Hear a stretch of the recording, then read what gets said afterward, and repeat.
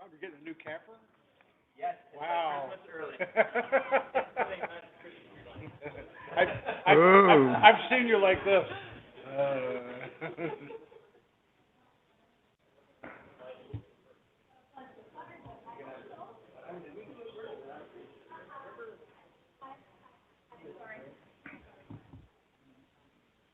Hello.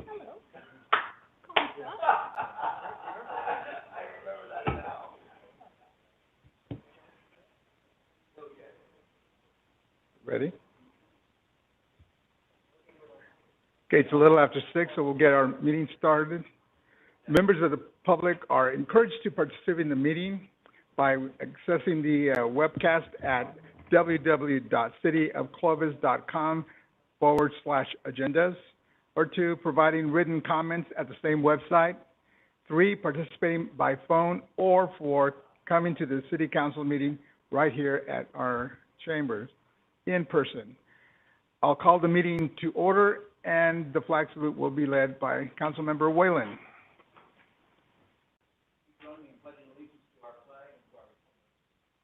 Pledge allegiance to the flag of the United States of America and to the republic for which it stands, one nation, under God, indivisible, with liberty and justice for all. Will the clerk call the roll, please? Councilmember Ashbeck. Here. Councilmember Bessinger. Here. Councilmember Monitua. Here. Councilmember Whalen. Here. And Mayor Flores. And I'm here. Public comments. This is the opportunity for the members of the public to address the city council on any matter within the city council's jurisdiction that is not listed on the agenda. In order for everyone to be heard, please limit your comments to 5 minutes or less, or 10 minutes per topic. Anyone wishing to be placed on the agenda for a specific topic, should contact the city manager's office and submit correspondence at least 10 days before the desired date of appearance. Is there anyone here in the chambers wishing to make a public comment? Anyone on the web? No? None. Okay. I'll move on to ordinances and resolutions. With respect to the approval of resolutions and ordinances, the reading of the title shall be deemed a motion to waive a reading of the complete resolution or ordinance, and unless there is a request by a council member that the resolution or ordinance be read in full, further reading of the resolution or ordinance shall be deemed waived by unanimous consent of the council. Consent calendar. Items considered routine in nature are to be placed upon the consent calendar. They will all be considered and voted upon in one vote as one item unless a council member requests individual consideration. A council member vote in favor of a consent calendar is considered and recorded as a separate affirmative vote in favor of each action listed. Motions in favor of adoption of a consent calendar are deemed to include a motion to waive the reading of any ordinance or resolution on the consent calendar for adoption of ordinances. Only those that have received a unanimous vote upon introduction are considered consent items. Does any council member want to pull any items on the consent calendar? No. Staff requested item 2 be Oh, I'm removed. sorry, yeah, that's it. So staff has requested that we pull the whole item. Yes, please, it's not ready to come before council. We'll bring it back at a date uncertain after we clarify some issues. Okay, that means that it will be re-agendized. Yes, correct. Anyone in the public wishing to pull any item, anyone in the public came to hear item 2? Okay, anyone in the audience wishing to pull another item from the consent calendar? On the web? No. Okay, so bring it back to the council. I'll make a motion that we approve the consent items 1, 3, 4, and 5. A separate motion to continue item 2 to a date uncertain. Don't need a motion. We'll just bring it back on the agenda. All right, and we will bring item 2 back at a date uncertain. Second. We have a motion and a second. All those in favor signify by saying aye. Aye. And so the motion carries 5-0. Public hearing. A public hearing is an open consideration within a regular or special meeting of the City Council of which special notice has been given and may be required. When a public hearing is continued, notice of the adjourned item is required as per Government Code 54,955.1. First item, 6, consider items associated with property located at 2300 Minnewawa Avenue, City of Clovis property owner, applicant, representative.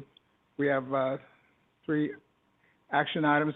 A, consider approval of Resolution GPA 2021-04, a request to amend the general plan to redesignate approximately 0.85 acres of property from the general commercial classification to the public quasi-public facilities classification. B, consider introduction of an ordinance R 2021-08, a request to rezone approximately 0.34 acres of property from the C2 Community Commercial Zone District to the PF Public Facilities Zone District. And C, considered approval of a resolution SPR 2021.08, a request to approve the site layout and design of Fire Station 2, and our staff members will be Associate Planner Lee Shaw. Thank you, Mayor. Good evening, council members. So staff is here before you this evening to request approval of entitlements that are associated with the Fire Station 2 reconstruction project. As council members have been made aware back in January, Fire Station 2 is in need of major updating. The fire station was approved in the late 70s and is over 40 years old now and has been showing signs of dilapidation primarily on the interior. As the building currently sits, it's out of compliance with current accessibility and building codes, therefore requiring the need for a scrape and rebuild. Fire Station 2 is located or serves the general southwest area of the city and is located on Minnewawa between Shaw and Santa Ana Avenues.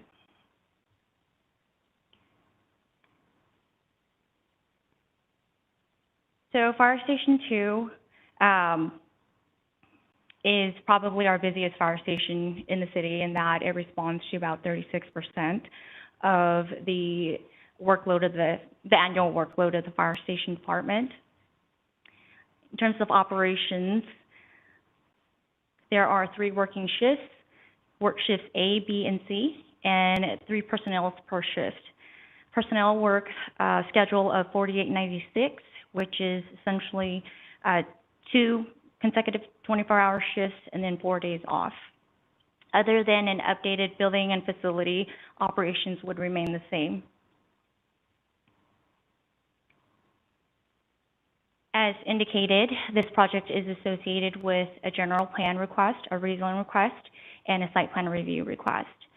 The general plan request is to redesignate the properties from general commercial to public quasi-public facilities.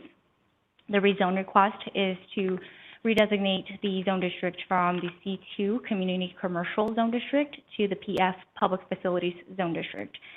And these land use related entitlements are required because back in the late 70s when the fire station was initially approved, under that governing general plan and ordinance, public facilities such as fire stations were allowed to operate in all zone districts with approval of a conditional use permit.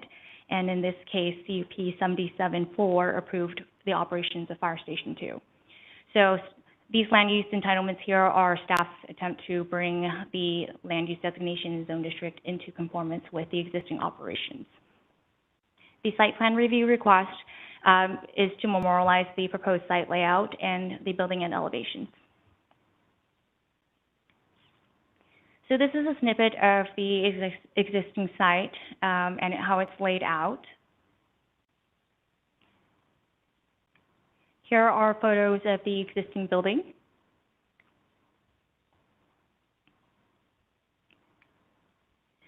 And this here is an overlay of the proposed site layout. As you can see, it's essentially the same as the existing site today, other than a larger building footprint and some reconfiguration of parking, circulation, and access all remains the same. Access will continue to come from Minnewawa Avenue through the 3 bay doors, and also the driveway that's along the southern property line. And then a third optional access or gated access from the alley would also be maintained. So I know council did have a glimpse of the elevations during budget hearings, but these are the proposed elevations for Fire Station 2. This is the east elevation and the west elevation, which are the front and back of the fire station. Staff worked closely with Russ Taylor, who is the project architect, to come up with a design that would be reflective of or be fitting in a residential area, in that this building is primarily surrounded by a residential subdivision. And to also reflect the inherited or the intended and inherited architectural theme of the Helm Ranch area, which really came up when the Helm Ranch Community Park was being designed. That's the park that's located on the northwest area of Ashland and Minnewawa Avenues. It was during that time that Dwight Kroll, planning director at the time, came up with the need for some sort of theme for this Helm Ranch area. And so they took inspiration from a large old tower that's located just west of Costco. I'm sure some of you have heard that story before. And so that's kind of where the farmhouse, the ranch style and craftsman theme came up. And that tower is also displayed on the Helm Ranch community sign.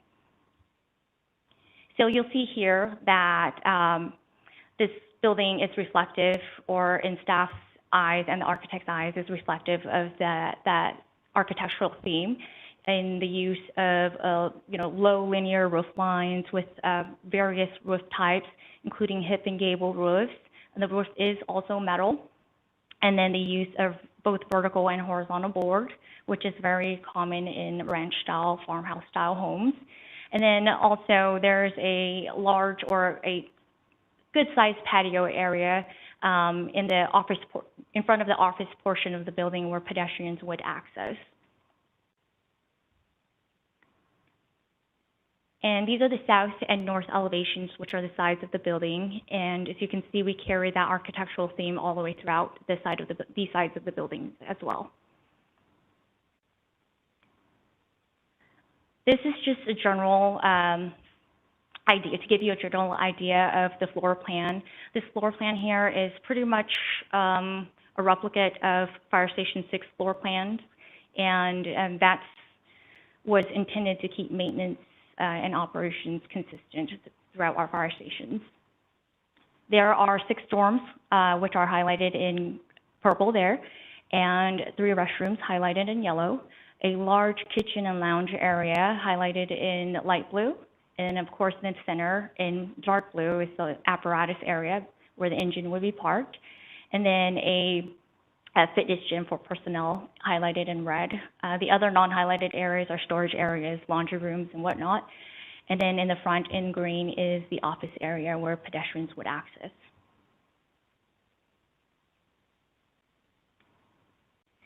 And the following images are going to be just illustrative concepts that were intended to kind of just give us a better idea of how this building could look. You're smiling at me, yes. How they could look at the time of completion.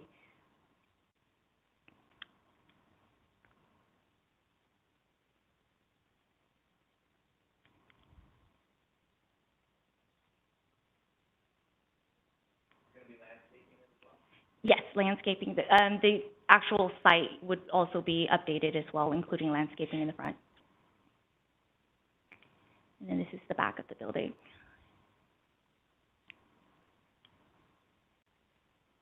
So in terms of scheduling, Staff is looking to wrap up the entitlements before the end of the year. And design for the project had already begun, so we're kind of halfway through that process there in hopes of completing that sometime in early 2022. And then from there, hopefully bid the project in summer of 2022. And if all things go well, begin demo and construction at the end of 2022 or early 2023. This is a 12-month project, so it's anticipated to hopefully be completed in early 2024. So while this project is being constructed, the fire station operations would be temporarily relocated to the Lind Yard, which is the current fire station training facility. And that project in itself is, we're kind of in the middle of that project as well. It's the addition of a large modular building, which would house the firemen. And we're hoping to close bidding phase in early December, and with hopeful awarding in early January. And that project is a 6-month project with completion in June of 2022.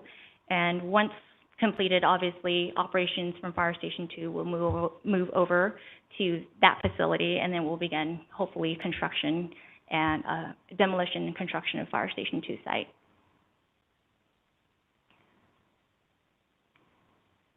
So with that, staff and the Planning Commission recommends that the City Council approve General Plan Amendment 2021-004, consider introduction of Rezone 2021-008, and approve SPR 2021-008. This concludes my report, and I am open for questions. Questions for Lily? No question. Ben? Just a couple comments. Thank you. Just the rest of the Southwest area story, you might remember this, but we did that work in the Southwest area with Dwight, and this is how long ago it was, we gave neighbors disposable cameras to go out and take pictures of their neighborhood and come back and show us what they wanted fixed or not. And one of the things they talked about was image, like a name, because we had all these other neighborhoods with names, and that was how Dwight came up with the Helm Ranch. But when I say disposable cameras, you go, what? They had those then? But they did, and I was there, so yes. Anyway, nice report. I love the architecture. It does a nice job. I had a very small question, nothing really about the project. I didn't see that we did a neighborhood meeting.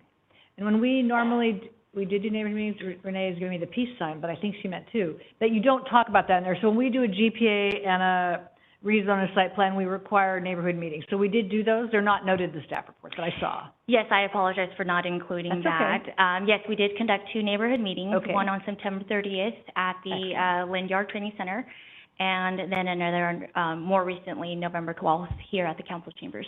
Anybody come? No. That's okay. Well, in the first meeting, we did, Commissioner Cunningham did show up to our So he's meeting. not a no one, but like not a neighborhood no one. Right. Okay, all right. And then nothing from the commercial property owner to the north?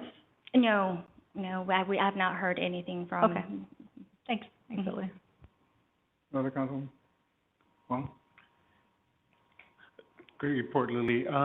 As we're building these out, will it be solar ready, or do we have funds to put solar on at this point? And then the second question is, potentially smaller vehicles may move to electric as well. Will that be capable inside or EV ready inside as well? I'm not familiar with those fine details of the project, but I think Thad can, or Chief can respond to that.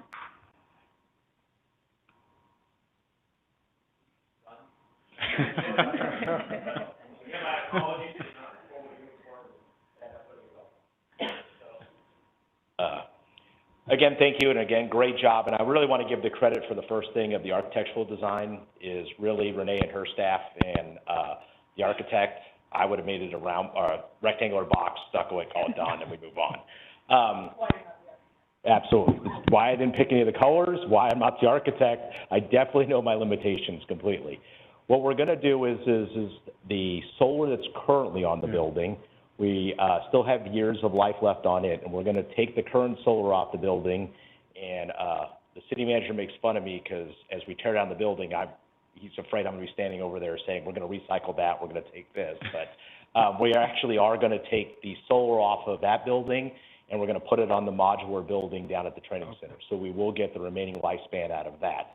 Both Station 6 and Station 2 are wired and enabled for solar, and the intention is once Station 2 is bid, we will go back through general services like we did the other stations and do the RFP to put, and the cost analysis to put solar on Station 6 and Station 2 at the same time. Well, now we talk about electric vehicles for fire engines. No one's really come up with what the EV plug and stuff is supposed to look like for that yet. The first line and the first purchase is actually going to LA City for the first one from Pierce, and I believe someplace in Nebraska, I think it's Omaha, is actually the one coming from Smeal. So no one's quite seen it, and it was supposed to be out in 22, and now they're telling everybody plan 23, 24. So we do put enough electrical in there because we have to charge. It is a big battery use already to run the computers. We actually keep a low-grade air conditioning on in there instead of it being hot, trying to get it to go from, 100 and something on inside the big cab area to bring it down. So it's already probably wired enough inside for what we need to do to convert it to run if we ever switch to an electric engine. And then my other question is with regards to the alley entrance and exit. Can our trucks make that turn through the alley to get out should the front ever be blocked on Yes. both those entrances? It can make that turn through the alley? We can make that turn onto the alley. It's actually much deeper the way the parking is from the carports in the back there in that alley. Really what limits our access point to it and why we're still wanting to continue with the one in the front is I feel sorry for solid waste because it's, over the past several years, it's kind of turned into a dumping alley, so they have to come through there with like the neighborhood cleanup truck and clean that alley quite a bit to get all the stuff out from in there. It's more my concern is people illegally dumping the couches and the beds and stuff that are back there would impede our ability to get through there, not the actual gate entrance. Okay. And the gate's actually pretty wide, so we kind of swoop before we get out of it. The other one that we see is as we shifted the building over, we still have the street light, the telephone pole, and everything that's there. So that's why the drive kind of starts here and angles over around to get ourselves straight in again. And we don't want to obviously pay to move any of that stuff. Okay. Because it's very expensive. I was just thinking, that parking lot is never used, and if it was easier just to go straight through, but you're dealing with another property owner. We'd have to purchase so. an additional easement to Okay. maintain the back of theirs. We did look at that, but Yeah. it was going to be an ongoing cost compared to the alley. Thank you, Chief. Thanks. It's kind of a question, but really it's a compliment to Renee and the staff for putting together a good presentation. And we do have we do set a high bar for those people who choose to develop within the city of Clovis. And I appreciate the fact that we set the high bar for ourselves as well. And the fact that, we are spending a little extra in order to make sure that this is a public facility that community will be proud of. When I say that community, I mean the Helms Ranch community will be proud of. I appreciate that. I have the feeling that we're going to get some of the same calls we got when we put in the pump station E, where people were wanting to buy what they thought was the house there at pump station E, and they're going to look at this. They're going to say, "Hey, is that house for sale? We'd like to have it." So I'm glad that we don't lower our standards, and so I'm just and I'm really pleased with the creativity we're seeing coming out of planning and development. I was nervous when we lost Dwight, because I didn't know, who was going to make the trains pretty. I knew who was going to make the trains run on time, but I didn't know who was going to make the train or train stations pretty. So now we're starting to see that we've got that as well. So thanks for all of your work. Okay, I'll open up the public portion. Anyone from the public wishing to comment on this item? No one here on the web? None. Okay, so I'll bring it back to the council. What is your pleasure? Well, I will move that we approve the resolution, which is for General Plan Amendment 2021-004. Second. We have a motion and a second. All those in favor signify by saying aye. Aye.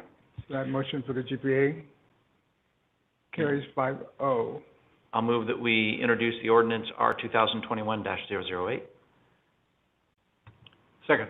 We have a motion and a second. All those in favor signify by saying aye. Aye. So it's 5-0 again for the rezone. I move that we approve site plan, SPR, what is that? Review. Site plan review. Site plan review. Thank you. Site plan review 2021-008. Second. We have a motion and a second. All those in favor signify by saying aye. Aye. It's 5-0 again for the site plan review. Motion carries. Okay, we go on to agenda item 7.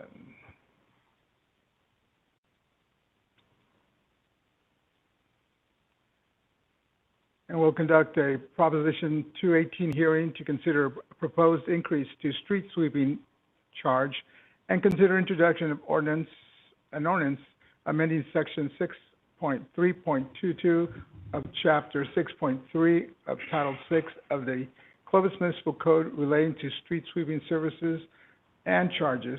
And staff member here will be Assistant Public Utilities Director Glenn Estes. Thank you, Mayor and council members. Oh, sorry.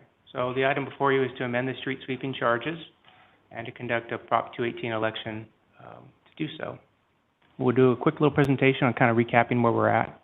It's kind of a similar presentation to we did before, but the street sweeping hasn't been increased since 2003, and so what we're trying to do here today is increase the street sweeping rate by 50 cents from $2.25 to $2.75 per month. Because street sweeping is a function of refuse, we're also going to reduce the refuse rate because that has been covering the shortfall that we've seen over the last 5 years. So we are proposing to reduce the refuse rate by 1.5%, as well as not do the annual increase of 4% that we would normally could do. So also we would like to add a 4% escalator to the street sweeping rate in future years so that it's the same as it is for the refuse. So what we're trying to do here is keep the two rates in parity and adjust them annually as opposed to adjusting them once every 18 years like we did.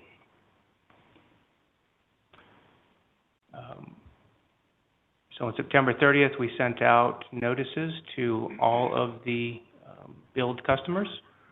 35,000 customers received ballots or notices. I believe today have received 9 protests. And at the end of the public hearing, we'll see if there's any more. And the public can still submit those until the end of this public hearing, correct? That's correct. Okay. That's correct. So we're conducting the public hearing right now, or when you start it. And then if we don't receive more than 17,000 more protests, you'll have the ability to approve that item today and have the second reading of the ordinance on the 6th of December. And then rates wouldn't be effective till July 1st of 2022. Go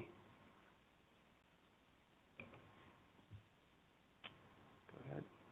All right, so this evening, we are considering our proposed increase for street sweeping charge, as well as amending our ordinance 6.322 of chapter 6.3 of Title 6.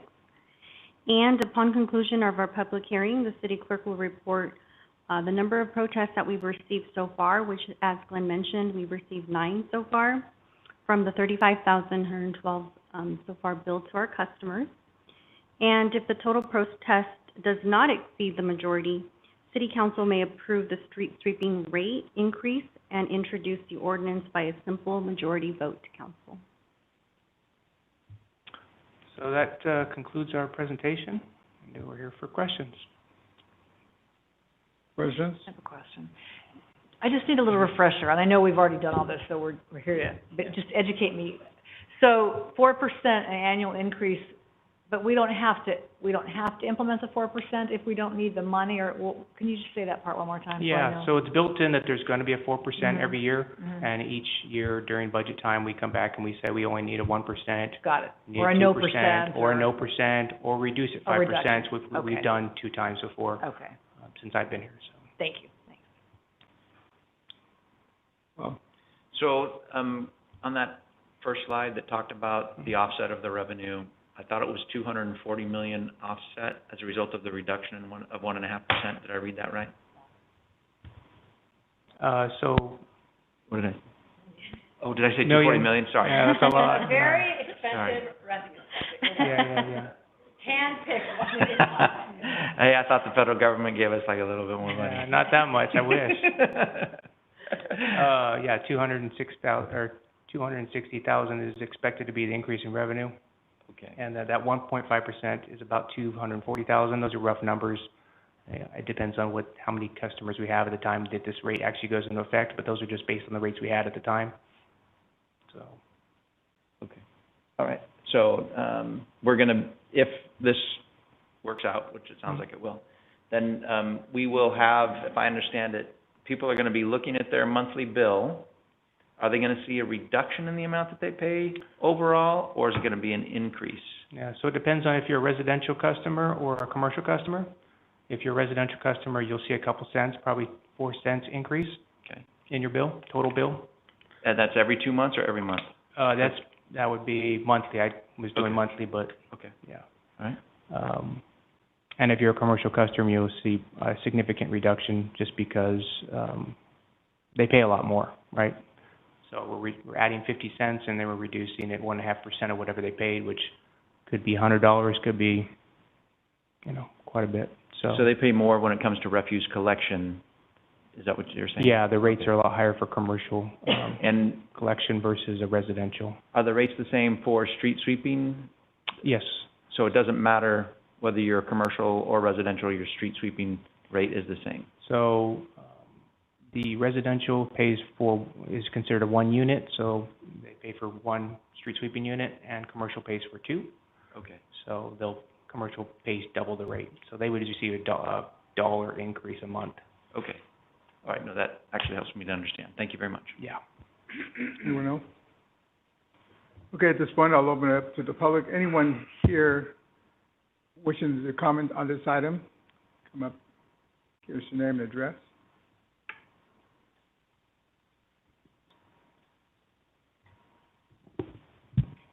Good evening. My name is Susan Bailey, and I live in the 93612 area code, and I just have 2 comments.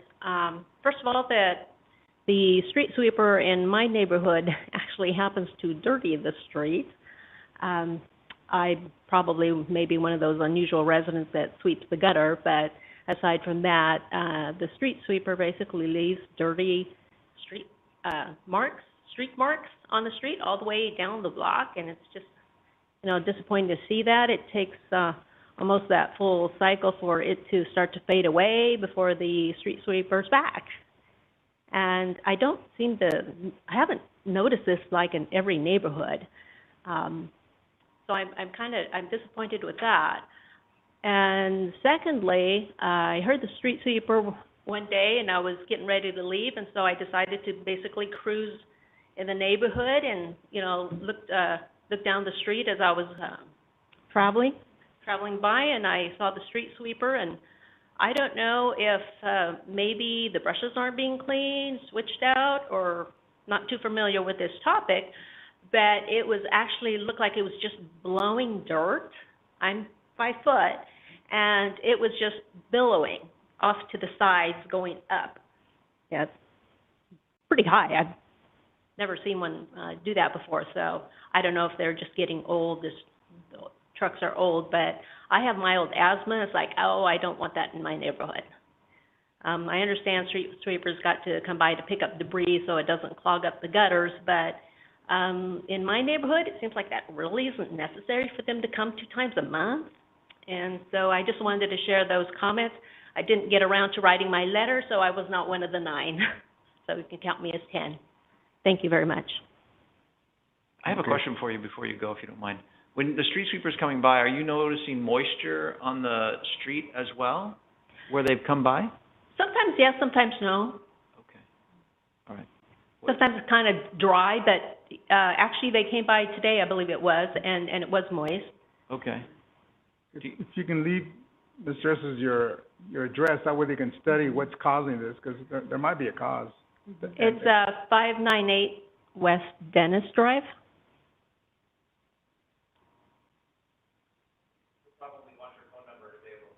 And you can do it offline. Okay. Anyone else?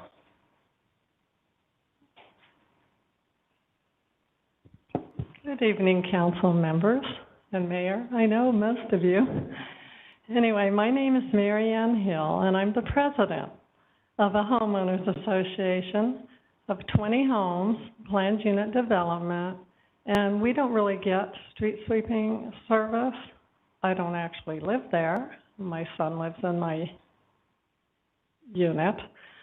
So I was wondering, is the charge to the residents for all the street sweeping, like public streets? Yes, it just covers public streets. We don't sweep any private streets.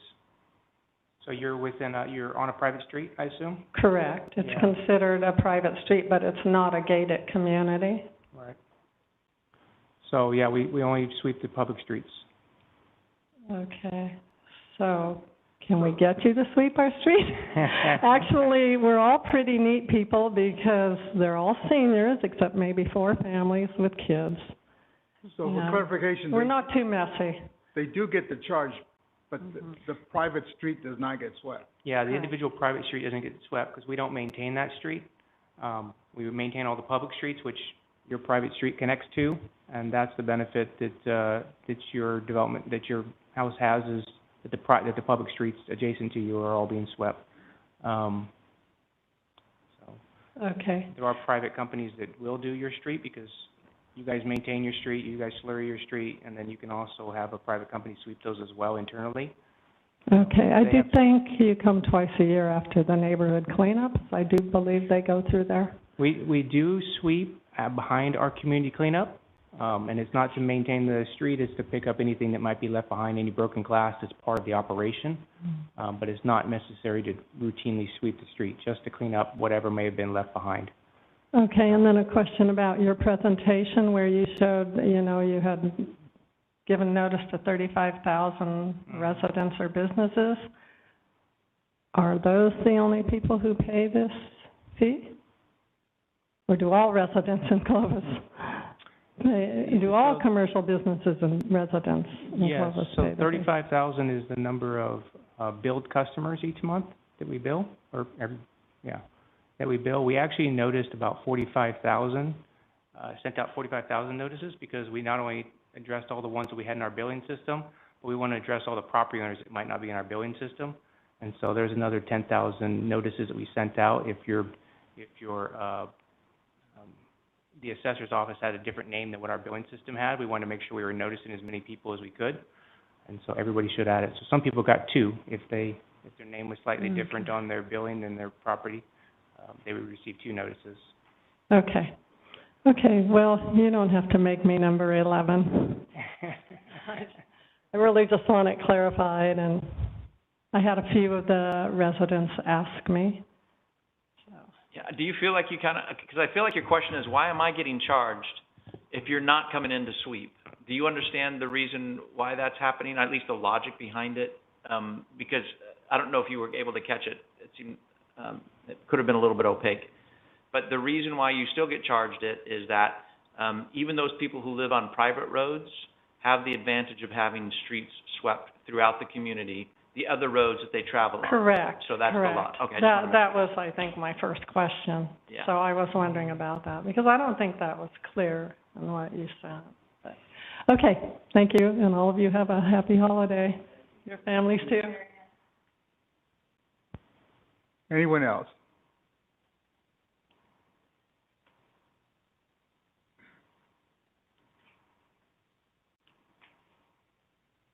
Good evening. I'm James Duvall. I live at 3502 Ryan.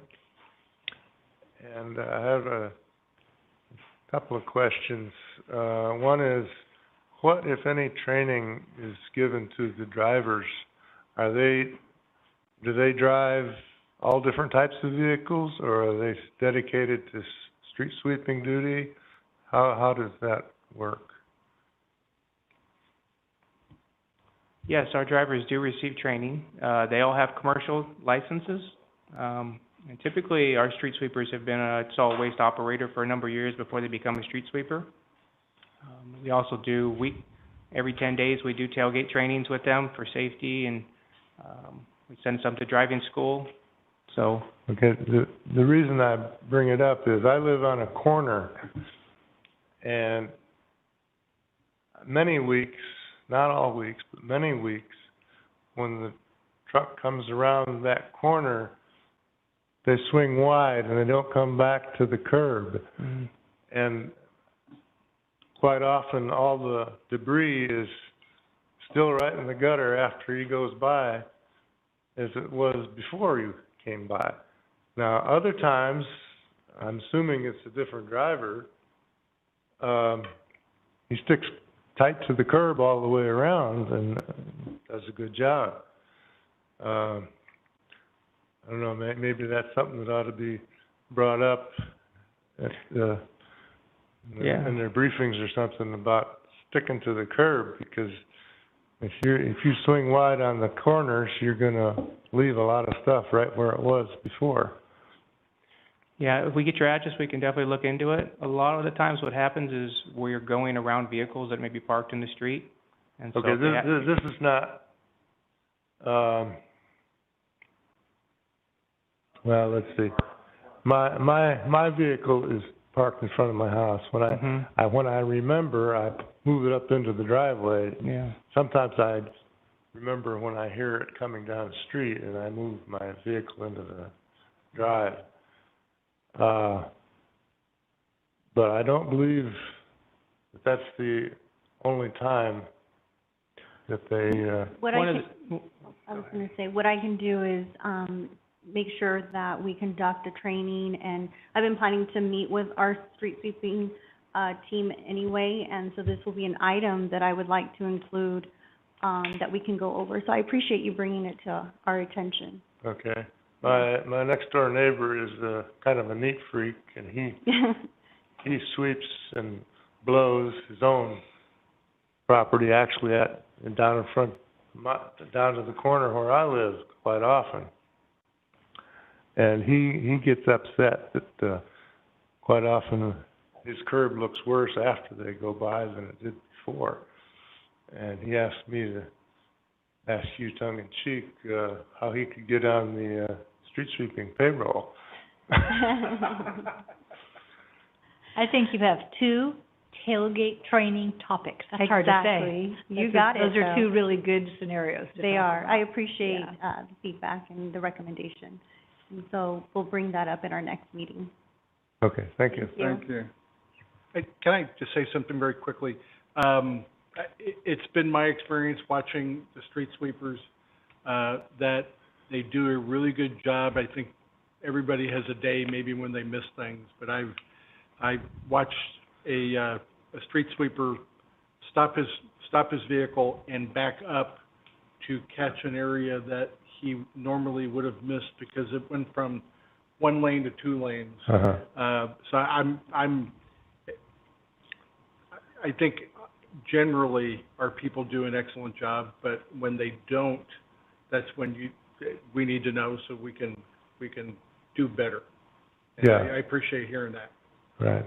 Thank you. If you could give your address as well, that would be helpful. 3502 Ryan Avenue. Okay. Just south of Pontiac. Okay. And Glenn, aren't these vehicles specialized? I mean, they have to comply with a lot of regulations. So they don't bellow, so they do suppress particulates because we don't want to be the problem to our already bad air pollution. Right. So as far as emissions-wise, they meet all the airborne emission requirements, their natural gas, and then how they sweep. We use water. We have recirculating the air. We filter it so we don't have put pollutants out. Yeah. Oh, one other thing I was curious about. Sometimes the street doesn't get swept on the day it's supposed to. Oops. I just knocked it off. No, you're doing good. Oh. And I'm wondering, if it's been raining, for example, the sweepers don't go out when when the streets are really wet, do they? We will.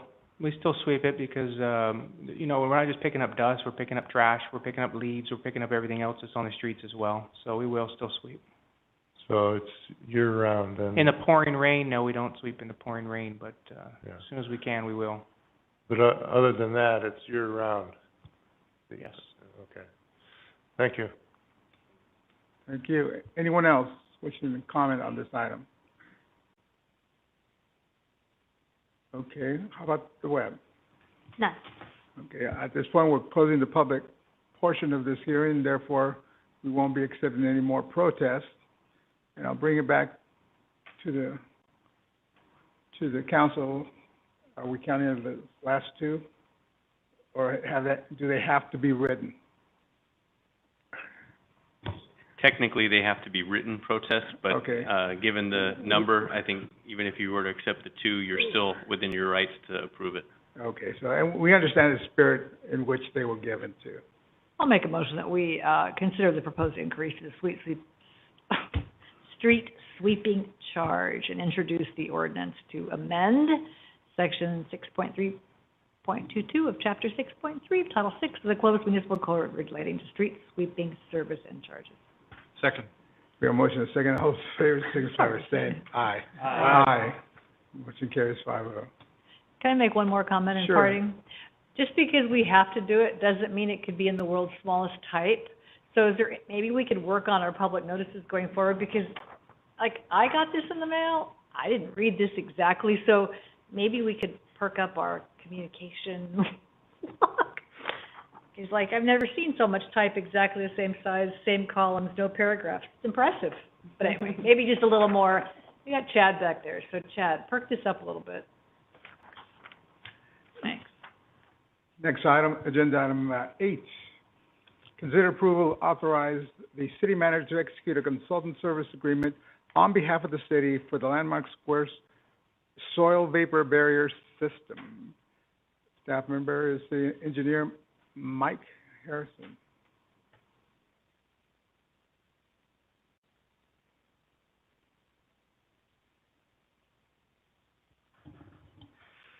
Good evening, Mayor, council members. I have no slides for you. I just, it's a fairly short report, but there have been a lot of steps leading up to this point. So staff is requesting authorization for the city manager to execute a consultant services agreement with Krizan and Associates for the installation and oversight of a vapor barrier system for the senior center and the transit center buildings. So back in spring of this year, during the demolition and grading operations, a tarry substance was discovered in the soil near the northeast corner of the proposed senior center building. Since that discovery, staff has been involved through its consultant, Krizan and Associates, as well as the contractor, in determining the extent and nature of the contamination, as well as identifying appropriate remediation or mitigation for that. During the early part of this effort, significant amounts of the discolored soil was removed, and you may have seen it stockpiled out there. Most of that was disposed of at either Kettleman or another place. Testing of the stockpiles and in situ vapor transmission testing at the building pads was also completed. This testing revealed the presence of a variety of constituents, from diesel to motor oil to gasoline, as well as some aromatic and aliphatic hydrocarbons that are used as solvents. So the work that's been done thus far has included soil sampling, environmental oversight, lab analysis and reporting.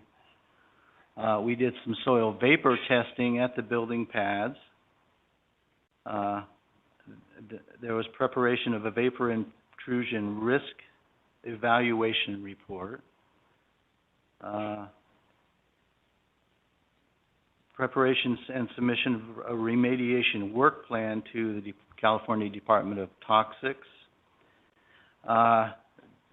The Department of Toxics also requested additional soil vapor sampling at the buildings. They were looking for some additional constituents to make sure that we were all inclusive. We had our consultant prepare a soil vapor barrier design and construction plan, which DTSC has reviewed. They are in concurrence with most of the design to date. They have given us the go to go ahead and install the system below grade. There are some elements above grade that still need some work, but we're really close to those. So the goal of all of this testing and analysis is to assess the risk of vapor intrusion causing health issues to the occupants of the building going forward. As I said, part of the work that was done by our consultant included a risk assessment by a certified toxicologist. And what they're looking for is the risk of developing cancer based on the concentration of the constituents that are moving through the soil at the building location. So the city consultant is indicating that the risk is below the threshold that would be considered acceptable, meaning that the risk is low enough that there is no remediation required. Even so, DTSC has many questions. They're in the process of reviewing that, and they have not concurred with that assessment. I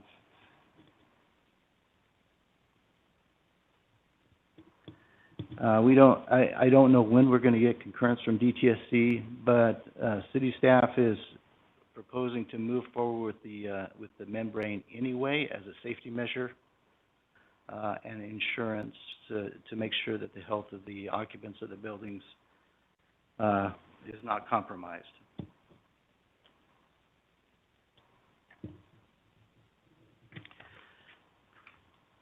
So the system itself consists of a polypropylene membrane barrier, and it requires intensive inspection effort to make sure that there is no leakage and that the soil vapors, or that the interior of the building is sealed from the possibility of vapor entering the building. The consultant is ready to move on the site as early as next Monday to begin the work. This will allow the buildings to move forward, which have been undergoing significant delay for quite some time. We can go full speed ahead once we get this system in. Again, the purpose of this request is approval of the consultant services agreement for Cruzan and Associates. And that concludes my report. I imagine that there are a lot of questions, and I'm available for questions. Questions? I do. Mike, I'm assuming we're doing this in anticipation of the Department of Toxic Substances Control, which I've never heard of. That's a new one. We're doing that in anticipation that they're going to make us do this anyway, so that we want to get, this is kind of a fail-safe thing so that we can move on with our stuff. We don't anticipate them coming up with something out of left field that is going to be even more stringent. Well, we do know that there's a dispute between our toxicologist and the toxicologist at DTSC about what that threshold should be for the risk. I think there's some good justification provided by our toxicologist, but it's going to take a lot of time for us to get there. In the meantime, we've changed staff members that are looking at it a couple of times over the last 6 months or so. So they have to get up to speed. I think from staff's perspective, it would just be prudent for us to install that anyway, given that there is even a small risk that there could be a health issue. And this barrier should be okay with the Department of toxic substances control. This is consistent with what they do normally, the things they make people do to remediate? Yes. Okay, This is an accepted practice. okay, thank you. Anyone else? Thanks. So I'm just trying to understand this in just kind of layperson's perspective. First of all, I think it was 2,000 yards of soil that was removed. Did I get that right from the staff Yeah. report? Okay. Mm-hmm. And that has been shipped off to Kettleman or some other facility. And that has that been replaced, or is it still kind of just a quarry there? Has this missing soil been replaced? Yes, it has. Okay. On the site, yeah. And then, so when we removed that 2,000 yards of soil, was it all of it that was contaminated, or are there other parts that we just at some point said, we can't dig ourselves all the way to the center of the earth, we got to stop at some point? That's exactly right. We dug a lot of soil out. We reached the bottom of the discolored soil and the soil that's registering any constituents in it. But laterally, we haven't reached the edge of it, and we were at a point where we didn't know where it was going to end. We think we got the bulk of the concentrated stuff, and our tact was to go to the agencies and see if we can basically cap it off and mitigate, as opposed to trying to remove every trace of it. Okay. So we went down, we went laterally, but we didn't go laterally to the point where there was no more discoloration. There's still some discolored soil on that lot. Correct. Okay. And Krazan is going to be coming in as a consultant, or are they going to be coming in and actually doing the work that's going to mitigate any exposure to whatever is, the items that were identified in that soil? So Krazan is trained in the inspection of the membrane barrier that's going to be installed. They're going to subcontract with a company called Methane Specialist, who is actually going to do the work, and this is the kind of work that they do as a practice. So this cost, it was like $400 and something thousand. Does that include the cost of who they're going to be contracting with, or is this just covering the cost of their consulting work? This is covering the installation of the barrier and the quality control oversight and inspection by Krazan, the whole thing. Okay. And the area that we have refilled with non-contaminated soil, when we look at the site plan for that area, is that area going to have structures above it, or is that going to be more like parking and landscaping above it, or do you know? It's going to be mostly parking and landscaping. Like I said, I think the edge of the excavation was near the northeast corner of the senior center building, if you can imagine where that is. Mm-hmm. It's on the left as you're entering, and then the transit's on the right. And then the excavation moved northeast from there. So it's mostly in the parking area. Okay.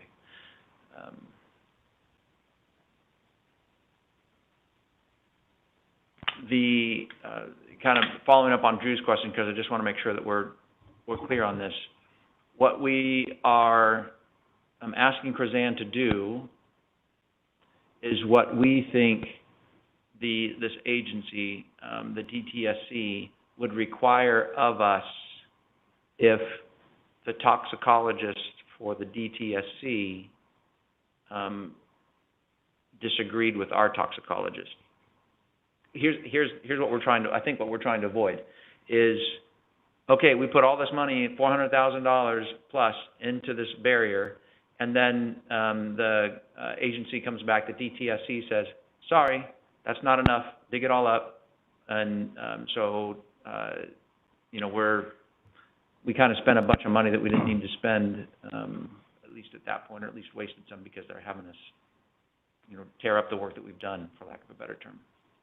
Yeah, so two answers. I think that staff is recommending that regardless of what the DTSC's conclusion might be, we think we should install it just for the safety of the occupants.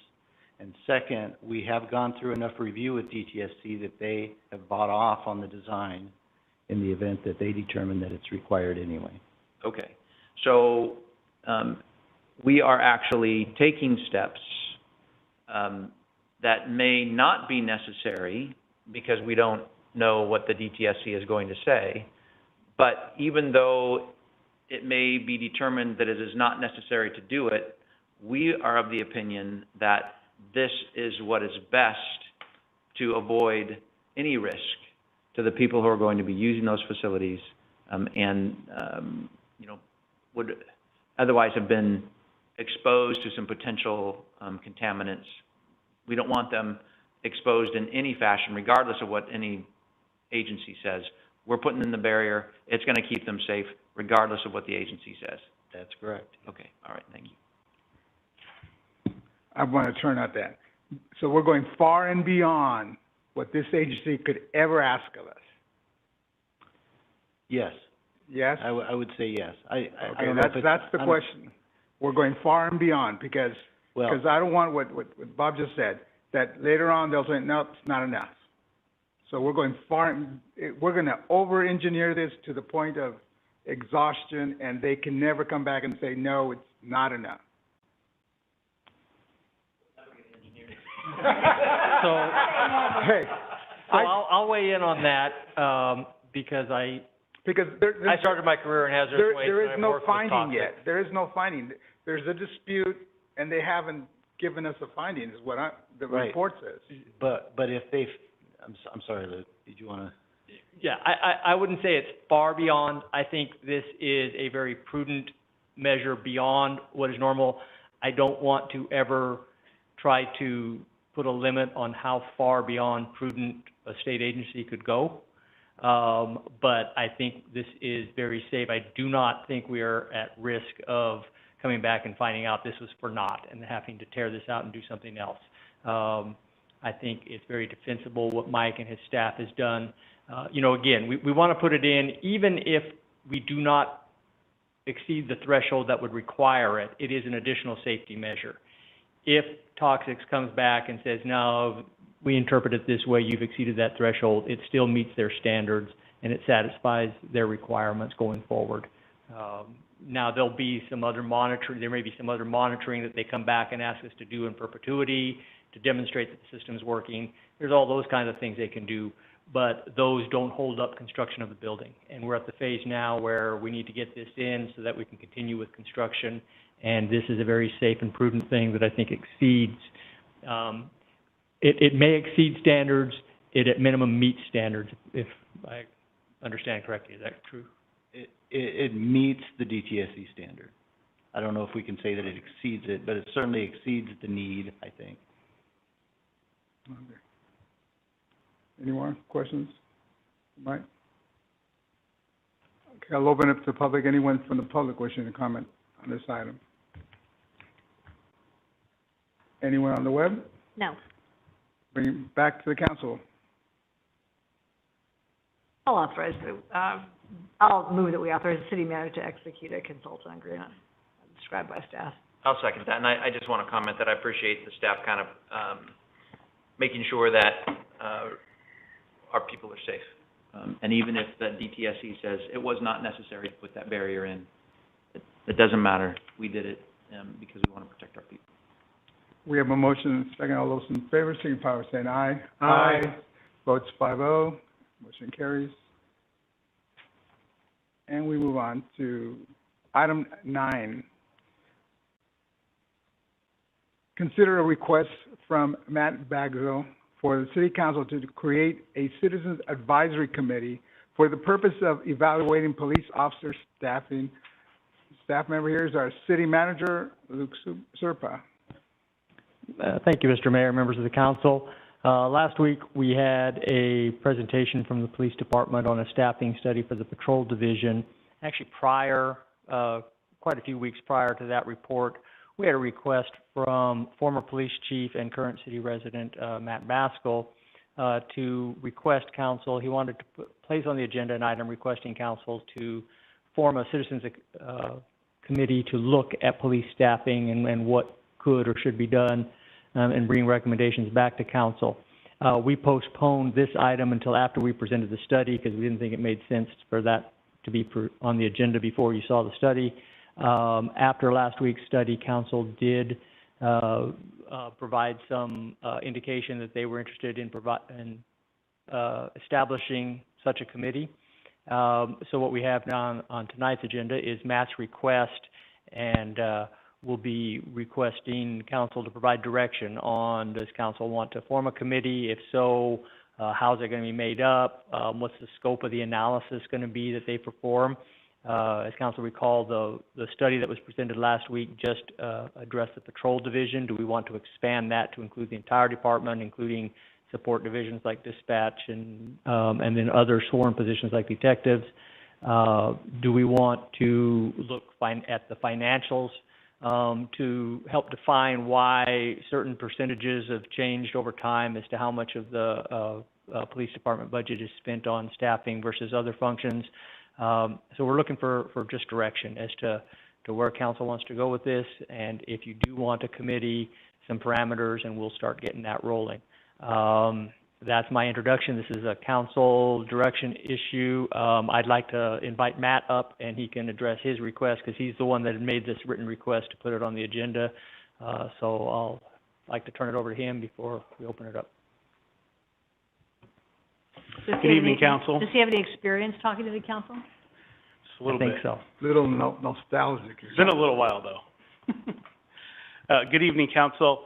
Yeah, when I wrote the letter regarding the Citizens Advisory Committee, it was based on the idea of trying to get people together to say, what can we do moving forward? And as a chief, you know, I was in front of you as well talking about staffing issues and trying to get more officers on the street. This goes all the way back to when Chief Zulum was presenting and doing studies and looking for things. And, you know, the one thing that we noticed is we don't know what the next crisis is going to be. And we had the Great Recession that came in 2000 and 2008, or 2007 and 2008, and that really had a huge impact on the police department. You know, when we went from being authorized for 116 officers down to 91, and eventually working with 85, because of the amount of people that were getting hurt under workman's comp issues. You know, I don't think it's any big secret. The less officers you have working, the more they're going to get hurt because they're having to pick up the slack, and eventually you just end up getting higher worker comp claims. Then COVID comes along. You know, for myself, obviously this isn't something that was under my watch, but it is something that, you know, Chief Fleming has had to deal with. And, you know, now that recession part basically starts again. We have another crisis that's hit the city. So my only purpose of putting that letter forward is to help. What can I do as a citizen of Clovis to also bring other citizens of Clovis together to come up with an idea, solution, something that we can bring back to council and say, or through council's direction, and say, this is where we want to go, this is what we want to do, and how can we get our staffing levels back up for policing? It's no secret that public safety, you know, is one of the major reasons why people live in Clovis. School and safety, we said that for years. It's, you know, we have the best schools than there is, and we have the best cops that there are. So that's it. I mean, putting it forward, and we'll go from there, whatever direction we want to try and go with this. I have an open question. Well, go ahead, Bob. No, I'm good. I have kind of an open, last time, how big was the committee last time? How many members? And how did was it? So, each council member appointed 3.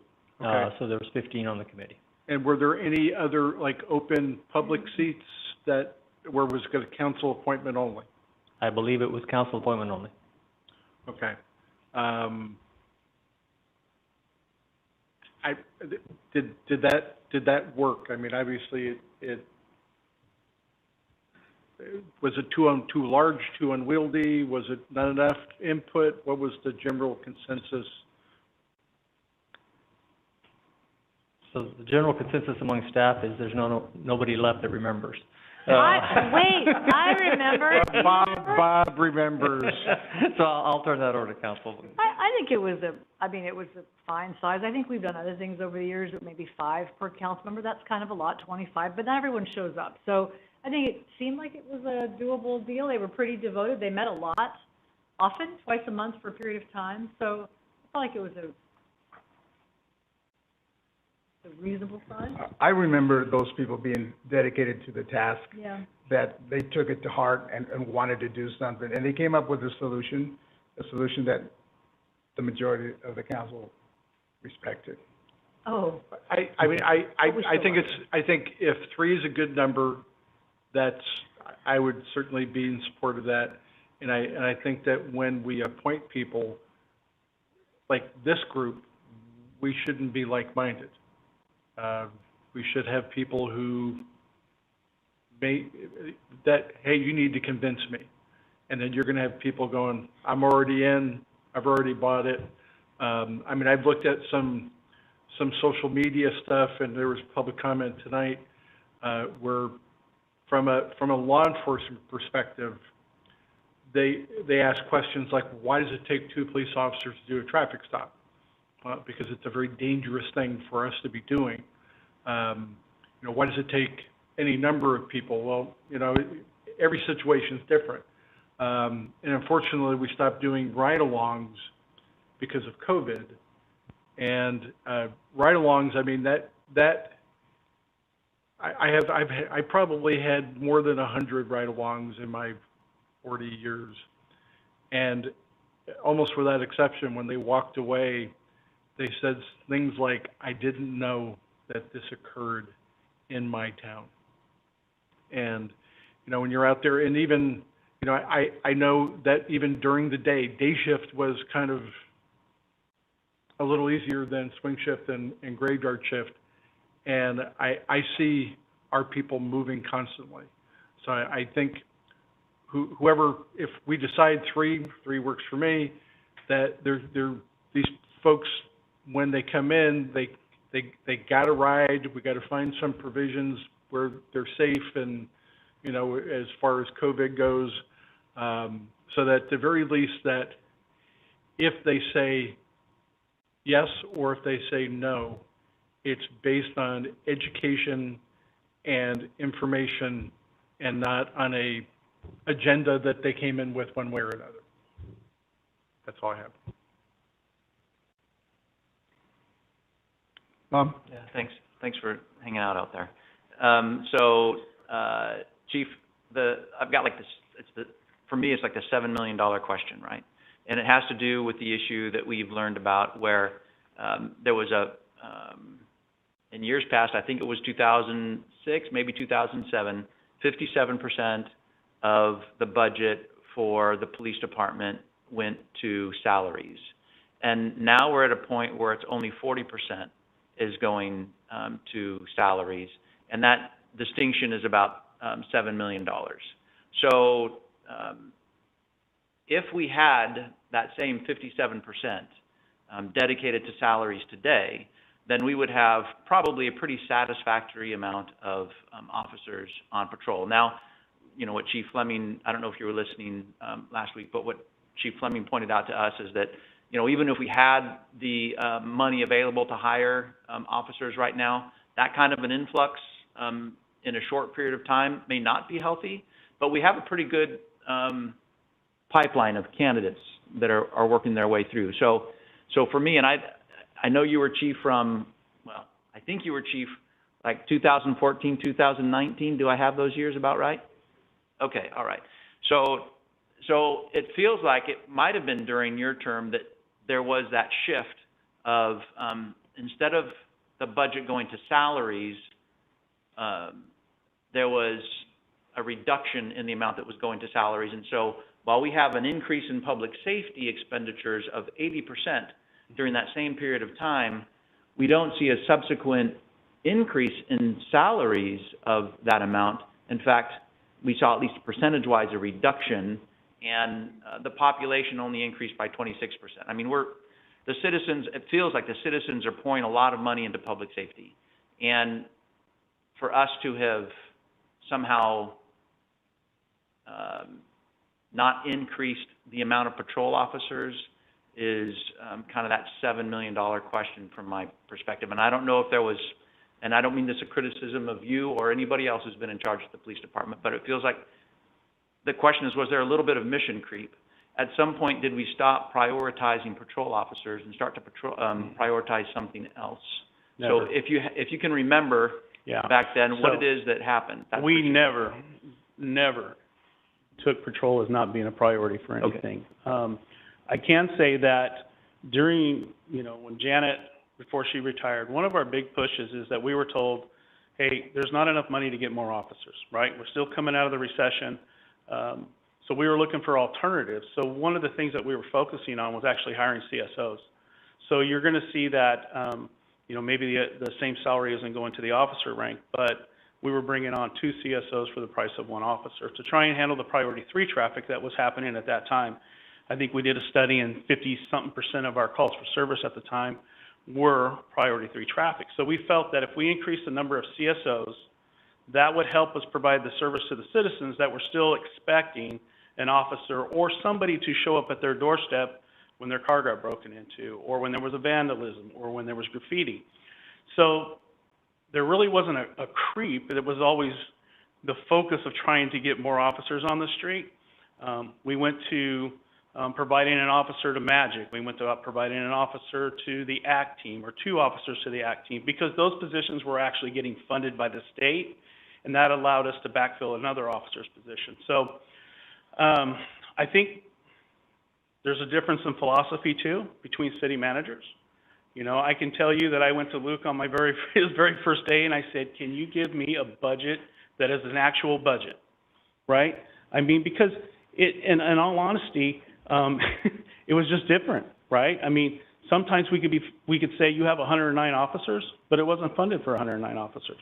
It was like, if you get to 106, let me know, because then we got to start figuring this out. And so, for me, I mean, I'm a bullet point person. I'm a, hey, and I know Luke can attest to me going, please help me here. Can I just have a budget? And, and that's just my personality at the time. And Luke was very accommodating with that, going forward. So there's other things that went into play during that time. When Janet was leaving, there was things that, we have the Pet Adoption Center. That takes money out of the budget. We have officers' retirements. I know you've talked about PERS a lot and how much increase that was. One of the things that went into the PERS cost wasn't just the city share, but officers went from paying 9% to 17% for a classic employee. So it showed that they got raises, but they didn't get raises. All that money went back to PERS. Well, and the discount rate also dropped for CalPERS as well, and so that was, I think, costing us a little bit more money to throw into the retirement. And we talked a little bit about general services as well, as consuming more than they used to in the past. But those percentages didn't make up that difference. And so that's kind of where I am. And I appreciate your perspective, and I do think that there needs to be an in-depth analysis, whether it's done by us, by our finance team, or some citizens committee, as to why that happened.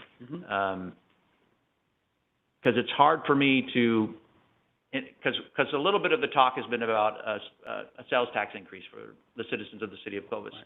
And it's hard for me to be able to go back to the citizens who've put 80% more into public safety than they did, 10 years ago, and say, oh, and we need more, right? So I think that we need to make sure that we have our accounting and perhaps maybe our auditing in good shape, so that we can, should we go to a citizens committee, we'll be able to say, okay, these are the decisions that have been made in the past, and they could have very well been the right decisions. For example, the CSO, hiring 2 CSOs for the price of 1 patrol officer, maybe that made sense back then. Does that still make sense now? So those are, at least from my perspective, it feels like a pushing off to the citizens prematurely a decision about what should be done to resolve what everybody recognizes as a challenge in our community. I think we need to first get our financials worked out so that we have a fair understanding of that. And as I understand it, we're going to have the figures I've been drawing from are the CAFR from a year ago, and we're going to get a new CAFR at the beginning of December, and perhaps maybe that will be informative for us. So I didn't know if you had the details worked out as to that $7 million question, but you provided some insight, which I appreciate. I can tell you that every year I went into a budget hearing begging for people and saying, can I have more people? Can I have more people? And, when I first became chief, I was told, you will get 3 to 4 officers every year for the next year. And that'll get you back up to the 116, 120 mark. Well, then something else happens, right? Right. And I get 2 officers that are assigned there. Then, my second year as chief, I'm told, hey, we're having some financial issues. You need to cover $1 million out of the budget. There isn't discretionary money within a police department's budget that allows you just to go cut $1 million. It's most of, if not all that money is accounted for in the budgets. You may have some money that's put aside for buying vehicles. Well, those vehicles get pushed off to the next year. Right. And then the next year, and then next thing you know, you've got to buy, instead of buying 20 vehicles, you're buying 40. Then you're buying 60, and so it all adds up. So then the next year, your salaries could be that 40% is going to salaries, and you can't hire anybody because you got to get vehicles for people to drive. Right. So, I think one of the things during that time, we were pushing patrol cars out to 10 years. Mm-hmm. They're driving for 10 years because we had the take-home program. And that was another thing that got brought up. It was like, okay, is it cheaper to not have a take-home program? And we studied that. But because we already owned it, it was cheaper to keep it because it's still the same mileage charge, right? However many miles you put on it, you get an oil change. But if you run a car, continuously 24/7, they only last 3 years. Well, we're getting 10 years. So we did a lot of things to try and mitigate throughout those years, going back with Janet and working, with her team and then my team. And I know Kurt's doing the same, so. Right. All right. Thank you. Sorry, Chief Fleming. Thanks. Long? Lynn had a... Sorry, go. Okay. I think Councilman Whalen's questions, are the second part of what we need to decide is, do we want to study it? And then all those are the details in which we can look into it. I think what's presented before us by Chief Basco is, do we want to set this committee to answer questions right, left, center of everything? And then that committee will bring it back to us. And then after that, they'll lay out options. And so my question is this the only way to study it where we have to approve and set a committee, or can citizens do it without council approval and move something as well? Because I want it to be studied regardless, meaning what if tonight 5 of us say, no, don't go study it. We're happy with what it is. I don't want it to end because I think those questions need to be answered, and I think there are citizens who want that answered and or that story told, so that way the citizens really can see what's there regardless of what we say. But I think the first question, I think what's presented before us tonight is, do we want to sort of not control but have part in setting this committee, and how do we want to set this committee so that way it can bring us the clearest and most comprehensive assessment along with staffs and all the reports. Is that, Luke, what you're asking us this evening? Yes, and first of all, to answer your question, yes, a citizens committee could be formed, as a grassroots initiative, completely outside of council's control or direction or anything. The difference would be at that point for some of the analysis, really they would be limited to a public records request. We want to see your budget, and then they'd have to go through and do an analysis. If council directs the process, then we would be able, to either hire a consultant or do in-house analysis. We would be able to, depending on council's direction, to expand the staffing analysis that was done through our contract with Edico to cover all facets of the department. That's kind of what we want to know. If council wants to do it, to be involved, that is the first question, and then if so, what the scope is. If council doesn't want to, then it can be done by another outside group, but it's just limited to PRA, public records, not necessarily the creation of new documents and new reports. Okay, no, that's very helpful. So I am leaning towards the quicker and easier for that committee to access documents. And so I think that's leaning towards us giving direction and going that way. And then do you also need from us this evening sort of the more detailed questions, sort of like what Councilmember Whalen is presenting? Or is that a different time in which we can then weigh in and go, make sure you study this, or make sure this is assessed? You could give us direction now. If council should choose to form a committee, you could give direction at any time during that committee's existence. Okay. Now, what we would want, if there are certain things you would want, we would want to get a jump on it. For instance, if we wanted to expand the staffing study, you know, there's a turnaround on that. That's not something that you can say, hey, we want that and have it for you next week. That's months of work. So, you know, the sooner we get that information, the sooner it's available for a committee to analyze and evaluate and to consider in their deliberations. I think, you know, kind of the hierarchy of questions is, first thing is, does council want to, you know, be a part or can be a part of this committee? If so, how do you want it structured? And then we start getting down to, okay, if we're going to, as I included in the staff report, kind of what happened the last time, if council is each going to appoint 3, okay, you know, you're going to have to come up with some names. This is all going to take time. Yeah. You come up with 3 names, contact them, make sure it's going to work, put the committee together. By then we would be hopefully started on the reports and the studies that are going to be additional to what we have available. So all of that, the timeline would play out depending on where council goes with the first question. I am open to a broader and or more than just what we did last time. So I just wanted to put that out. So more is, at this point, I think helps with gaining a better perspective of what the citizens want and their direction. Do you mean more people? More membership, yeah. More people. More people.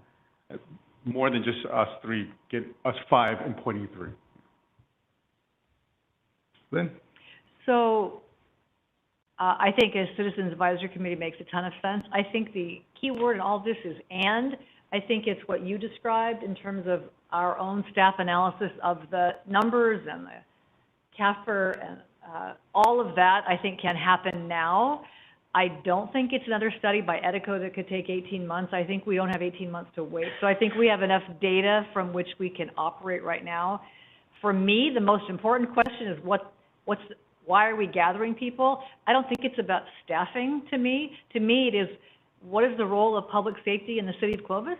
What is it that citizens want to have as a place to live? Staffing is an element of it, but I think the broader question is that. Because I think citizens don't really want to analyze, should you have 2 of these and 4 of these? That's not the question.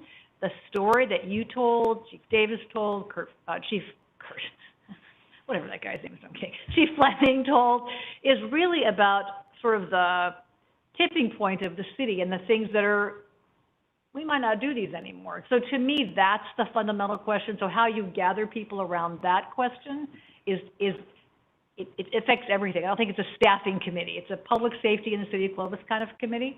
I think the scope is certainly the data that staff could provide. I also think it's education. I don't do social media. There's a lot of chatter on Nextdoor app that tells you the varying degrees of information people have. Too much already.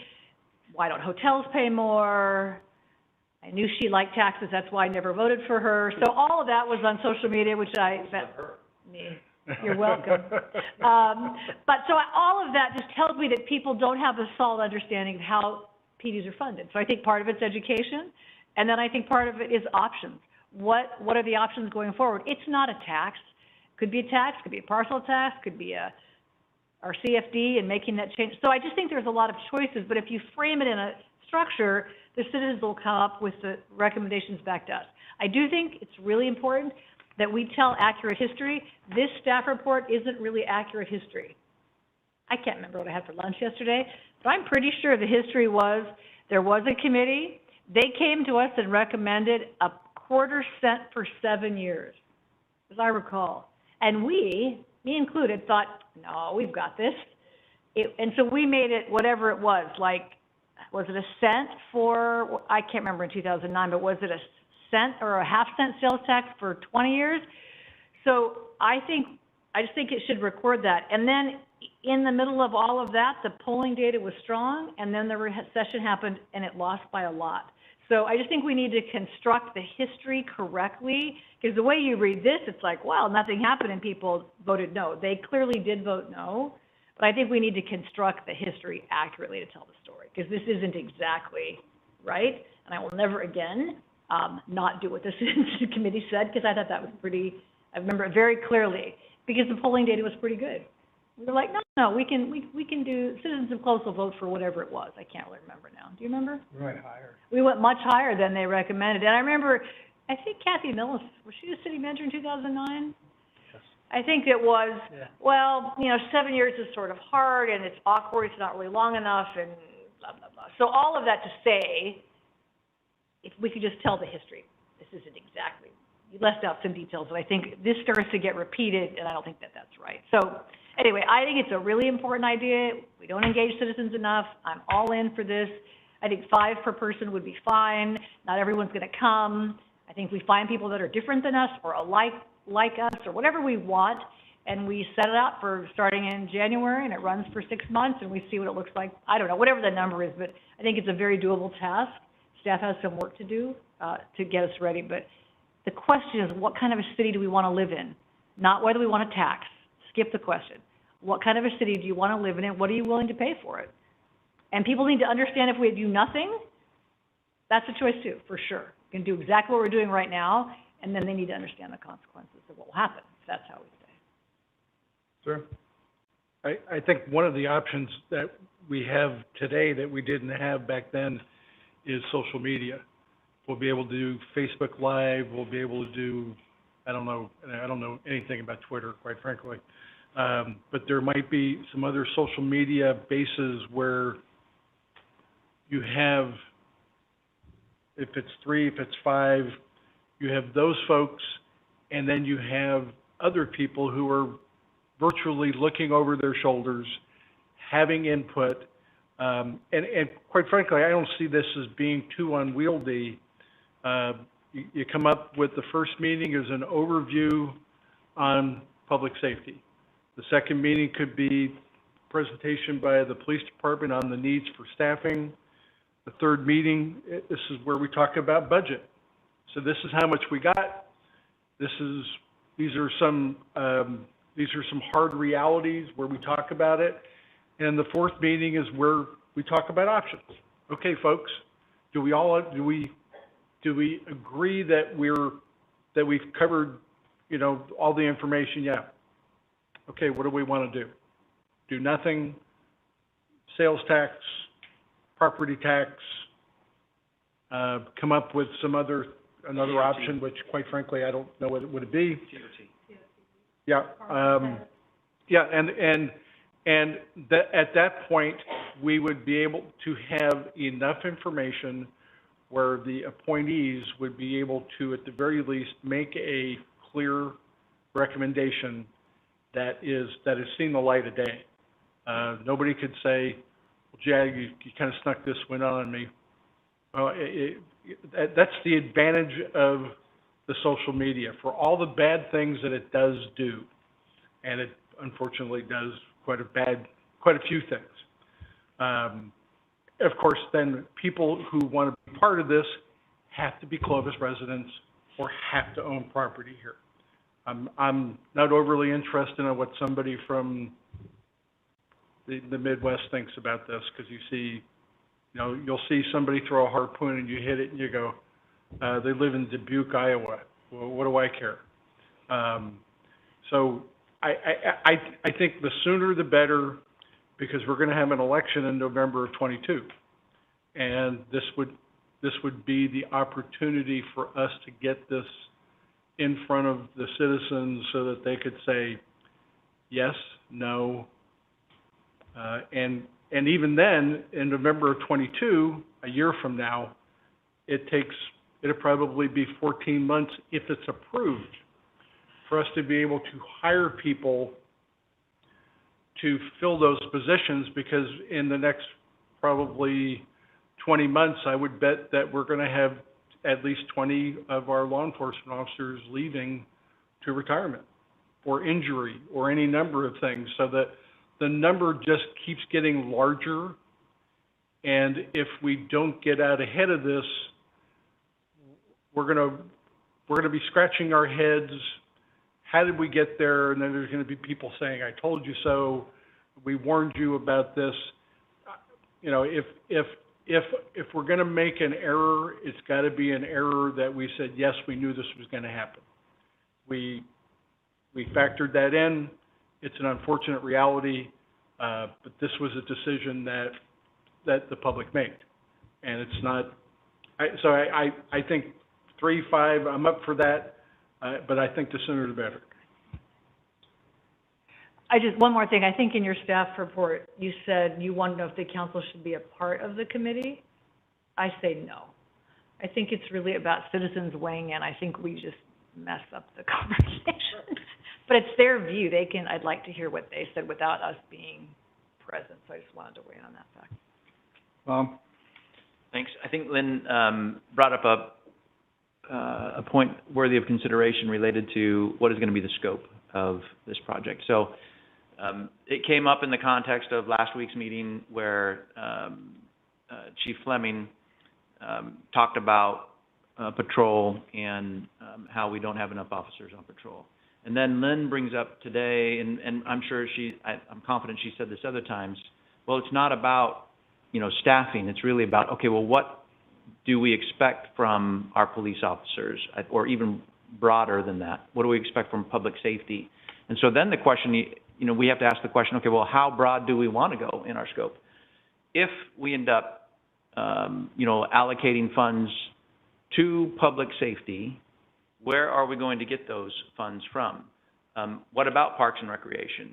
What about the senior center? Should we have conversations about, what do you want to see when it comes to the senior center, or what do you want to see when it comes to Parks and Recreation? Which then says, okay, well, maybe we need to go back to what we did years ago, which was really a broad workshop where we invited citizens to engage, and we kind of did the SWOT analysis and said, all right, well, this is, and I don't mean SWAT like SWAT team, but the strengths, weaknesses, something, and threats, yeah. So perhaps maybe this needs to be a broader conversation about, okay, well, what do you want to see in the city of Clovis, and not narrow it to, patrol officers for the police department, and not even narrow it just to public safety, because there's going to be some trade-offs. And I don't believe that this is, I don't think that we should conclude that this is a funding problem, because as I've said numerous times now, citizens of the city of Clovis have thrown 80% more into the public safety budget than they did 10 years ago. And so the funding, in my view, is there. The question is, how is it being spent? And that analysis, is something that can be done by our staff, and, help us to make some determinations as to which way to go. What I also want to make sure that this is a very open and transparent process, in the sense that if we don't do this right, people are going to think that we're all politicians, that they don't recognize that we all have day jobs. They just know us as elected officials. And that if we say, okay, we want the Citizens Committee to tell us what to do, that we are abdicating our responsibility to make the difficult decisions after we, as their elected representatives, have done the homework. And then later on, politicians do this. Hopefully I don't think we do this, hide behind the Citizens Committee and say, well, the citizens wanted to have a tax increase, And we don't want to, stop that citizens committee from getting what it is that they want. We cannot abdicate our responsibility. If we are required to make the tough decision, let's own it. Let's not abdicate that. Let's accept it. And it may be that we don't have unanimity on this process. Related to the point of whether the council members can participate in it, that's fine. I mean, I just want to make sure that, reflecting back on Measure A, my view was that some people did not get the full amount of information. And we hired a consultant who ended up becoming a person who we spent a lot of money on, that also ended up making a lot of money on the campaign for Measure A. And I think that we were taken for a ride. And those polling numbers, they were absolutely wrong. And I'm sorry that we went through that battle and spent a lot of money. And it ended up, creating a lot of hurt feelings. But I just want to make sure that when we go through it this time, that we're not taken for a ride like we were last time by a consultant, and that the people have all of the information that's necessary in order to make a well-informed decision if they're going to be participating on that citizens committee. And I would recommend that we go broader than just a public safety question. If we're going to go beyond just a patrol question, then we need to go beyond just a public safety question and bring in senior center, parks and rec, those general fund types of expenditures, and say, okay, well, what is it that you want the city of Clovis to look like? And then we're into what I think can be a very helpful conversation that we have talked about several times. I'm kind of speechless. Where it's like, no, we want to have that old time town hall meeting where everybody comes in and we get into these workshops and have the conversation about what it is that we want to see the city of Clovis look like. Thank you for letting me hog that mic for that long. Any more? Vaughn. I don't know, this may be the instigation for us to have that broader conversation, but what is requested before us and what has been presented, I think that is a pressing enough ask that it must be narrowly targeted, and it must be asked. And if it is, we have to own it, and we have to sort of share what we want, then maybe they do need, meaning the committee does need, this is what the council wants. We want public safety. And we want all these services to be maintained in the city of Clovis, because that's what makes Clovis great. Go find out if we have enough money to keep it. If not, where do we get it? And also assess if we want to keep all these other services, and come back and let us know, okay, let's get away with animal services, let's get away. Then the citizens can really answer just a public safety question and get that back to us, so that way I want it to be that way. I'm open to also making it broader, where it's something in which way do we move. I think that's not going to take 6 months. It's going to take much longer, because there's going to be a lot more assessment by the different departments, and I don't know, there's just so many interest groups, because I may just care about bike lanes and you only care about dogs, and how do we get everybody involved in those conversations then in a broad discussion of Clovis? And that may take a long discussion. But for what is asked before us, I am all for how do we keep Clovis the safest city in the valley? What is the current situation? How do we get to where we want to be? Citizens, tell us what you want that you think is going to be the safest and the best community to live in. And then bring us those options. I want it to be that narrow. So. I guess my concern about making it overly broad is that and I think that's important, but we're going to let great get in the way of good. We're going to get so into the minutia that it'll definitely take us past November of '22, and we'll have missed an opportunity to get on down the road one way or another. So that's, I guess that's my concern. And when I look at who I would want to appoint to something like this, we need to make sure that we get apartment dwellers who live on Alamos, and people who live up in the DeVilles, and people who, it's easy for someone to say, I'm comfortable with the level of service here when they have an alarm and a gate. To people who live in a neighborhood that has been ravaged by the recession, and all these houses got foreclosed and they got purchased by people who don't live in town, who don't care about their neighborhood. We need to have a lot of voices here, and actually, I guess the suggestion was for 5. Looking at it, I'm good for 5. Okay. Now, my 2 cents. Last week, we had our chief of police come before us. He presented a report that was developed by a consultant. It's a good report. It told us how we develop in law enforcement staffing, and there's multiple ways to do it.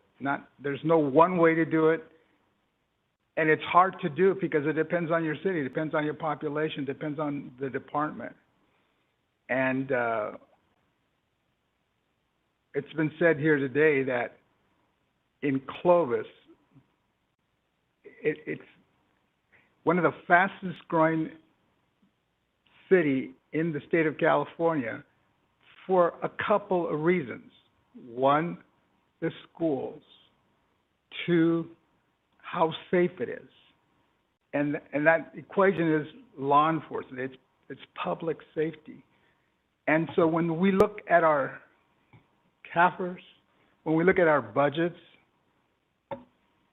what we can squeeze out of the senior center, from the recreational centers, from any other service we provide, is pennies on the dollar that it costs to fund the police department or the fire department, especially the police department. So it's like apples and cherries. So last week, I heard 5 enthusiastic council members talking about this important question. And I understand why former Chief Bagzel brings this question to us, because it is that important. Because we're known as a city, because we don't provide education. At least I try, but no one listens to my education. But we don't provide the educational portion of what makes our city so great. We provide the public safety side of it. And yeah, for all kinds of reasons that we have to find out why. We have to do that financial audit. But we should also start reevaluating our processes. What is it about our process that may be costing money? How we deliver the police's service. What have we done? Have we overreached? Are we doing things that just don't pencil anymore as far as how we deliver the services to the public safety services to the people we serve? Those are questions that have to be asked too. And how do we engage our people? Our population, according to the census, is changed tremendously in recent years. We're a more diverse group of people. We're not what we were 10 years ago, 20 years ago, 30 years ago. We're very different. And so when we decide to form a committee, it has to be a diverse committee. We have to be inclusive. We have to bring, like Drew said, everybody, from the apartment dwellers and people that are the least among us, to the people that live in the big estates in Clovis, people that have 2 different experiences dealing with the police, because we need to know what's their input is, and how they feel about what we're trying to do. What are their priorities? And no, I think we own this. We own this. So I think we, as a council, us five were voted in for a reason. We're elected to be leaders. We are to choose the people that will be part of this, a diverse group, an inclusive group that reflects everybody here, and we will be part of the conversation. Our citizens, like we did during COVID, we kept this chamber open for a reason, because we want the people to come before us and tell us what's on their minds on a constant basis. We didn't go virtual because that doesn't work. We wanted people to come to our council chamber and tell us what's on their mind, what's bugging them, and how can we help. Same way, we need to be front and center because we deliver this very important service, and that's public safety. You all know I've been in public safety for 40 years, and a lot of officers live in Clovis for a reason. They feel safe, and they're willing to keep their families safe in this community. You know, that's a good background. So it should be more people. You know, I do remember last time, it was like 3, and at the end it did feel like we shortchanged voices, that there could have been more voices, and maybe we didn't. I don't blame the consultant, I blame us. I don't think we spoke loud enough. I don't think we communicated with all the right people that needed to know what the story was. So our message was not the best. So, you know, there is a pie of funding out there. Either we see where we're not using our pie efficiently. That's something that has to be done. But then if we have to go bake another pie, then let's find a way to bake that second pie and find other ways to restore more people. There's lots to do in law enforcement. It's a hard time right now. I think the pendulum is swinging to the right side now. I think we'll never hear anybody in Clovis, well, there'll be some naysayers, but generally speaking, the great majority of the people that make Clovis their home or the place they work, they do support law enforcement. They don't believe in the abolishment of law enforcement. And so they'll come out and help us solve this problem. They'll tell us what they need, what they want, and prioritize the level of service that they want. So I think it will be our job. I thank both Chief Fleming for last week's report. It was very enlightening. I thought we had a united front last week when all of us said, yes, let's do something about it. And today, with Matt coming back and letting us know that there is movement out there, that people know it's important that we do something.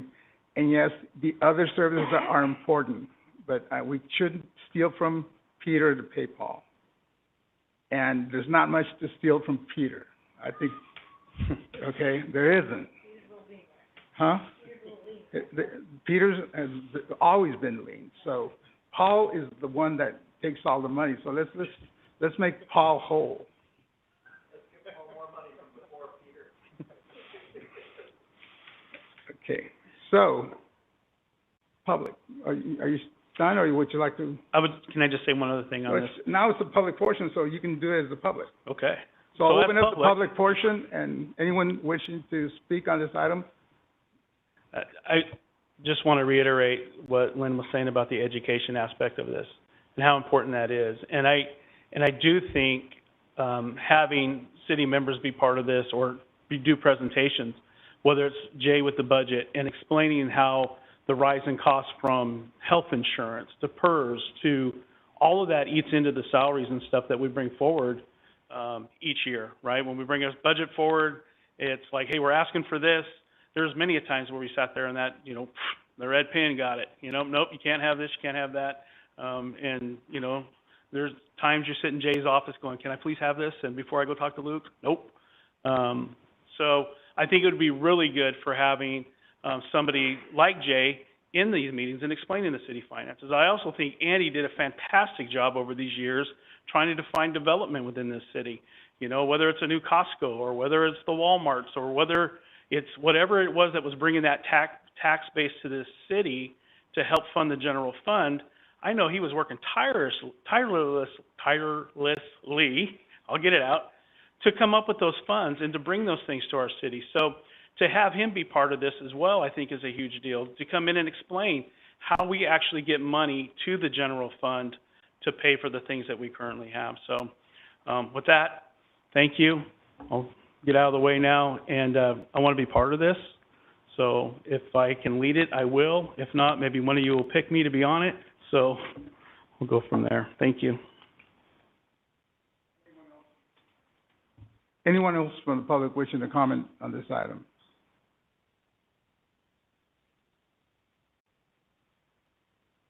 Anyone from Webb? None. No? Liz? You had one written comment that council should have a copy regarding this item. Okay. Bring it back to the council for you to more comments or I think we should move forward. I think we should move forward on the committee. I think it's both of, I think the question is safest city in the valley, how do we keep it? And maybe at the end of this, I've got your agenda here for you, you're welcome. But maybe at the end, when the committees make some recommendations, that's when we hold a town hall meeting and we invite everybody in who wants to hear. And we could have it, and have some discussion that way. Because I think the equation of the safest city, it's a staffing issue, I get that. It's also parks and street sweeping and graffiti and having a senior center and place. So I mean, it's not, you know, it's a little bit bigger. So I think in the education you could talk a little bit about that. But I think if we do that, what makes the city safe, and then education on the funding and how you can generate funds and how you can't generate funds.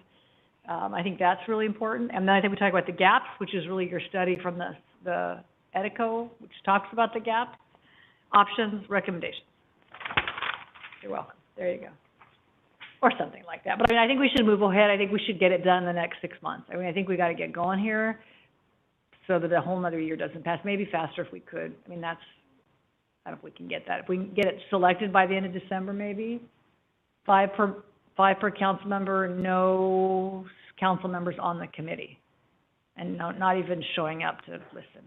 That's weird.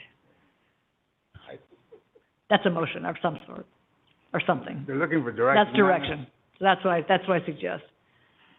So, if I may, because we got to kind of, we need to go from 5 kind of recommendations down to 1. So I think the first question is, do we form a committee? Yes.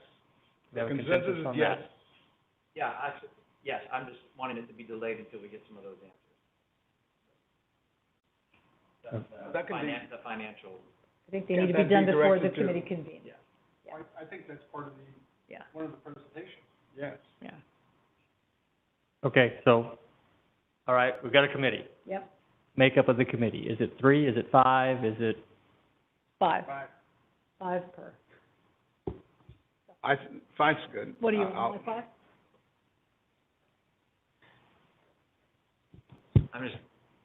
I'm concerned about the group dynamics of 25 people, having a conversation about, giving direction to the city council.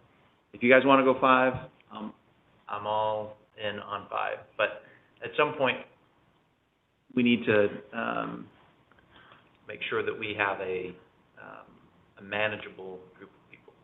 And I'm suggesting that 25 might be too much. 12 is a number that we have for jurors, but it doesn't sound like that's going to be enough. But even 12, it's difficult to kind of get them to focus on one particular question. So How about if you want to go 25, we go 25. 3 with 2 alternates? I mean, Lynn had a good point that not everybody shows up, and the alternates could still attend and fill in when, you know, one of the primaries come. I don't know, I know that's what they do on juries, Bob, so maybe that's fine. Measure C is the classic example. We have 24, 26, and we get no more than 14 in any meeting. So, I mean, I think you're gonna end up with, it's gonna require a strong facilitator. It's gonna require a strong chair. And maybe that's Chief Baskell, maybe, I mean, I'm not sure, but it's gonna, how you manage it is everything. Otherwise, it's just a whole bunch of people talking about, and it's kind of out of control. But I think 5 is okay, because someone will get sick, and then they'll go on vacation, and so I think it's okay. If we don't do 5, I think we'll be accused of not being inclusive enough, not being diverse enough, and that gives us an opportunity to search for people that can contribute. So I want as many people that live and work here or own property, as Drew said, to be involved. And with a good facilitator,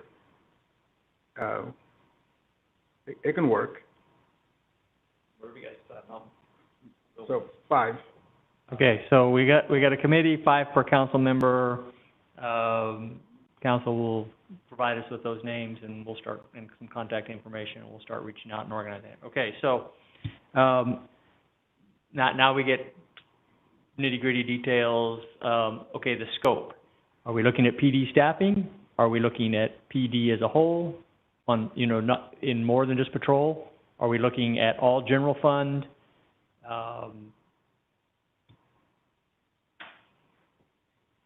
I think, oh, I'm sorry. I think we look at PD as a whole with the major focus being patrol, because that is generally what the public, when the public has contact with a member of the police department, it's generally a uniformed police officer, not a detective, not necessarily a CSO. So I think part of the information that needs to be presented is the overall way the police department does business, but with the focus on patrol, because that's I think where if we fail, it's because we didn't have enough patrol officers.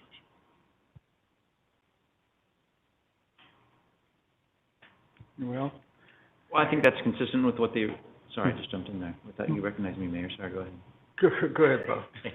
I think that was the original request, right, from Chief Fleming, and I want to honor that. But I do think that whoever's going to be running the meeting has to recognize that there are going to be other questions that are going to come up. It's like, okay, well, but if we can kind of focus on patrol, I think that would be consistent with the original presentation by Chief Fleming.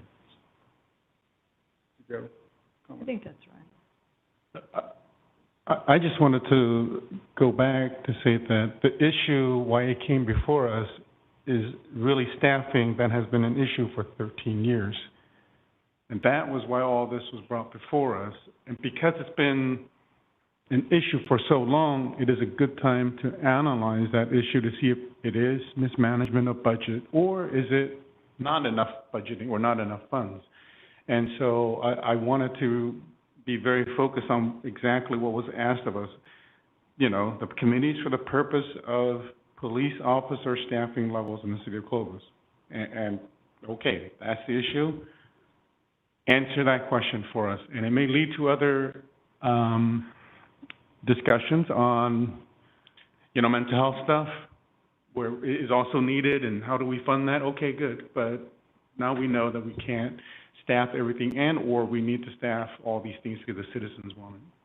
So I do want it to be very focused. What we heard last week is there was cannibalization of other units, investigative units, and units that work with allied agencies. So it's not just patrol, because it's also the process of being a law enforcement agency, and what are those processes, and are we utilizing the staffing that we do have, that we make a difference in the public safety of the citizens of Clovis.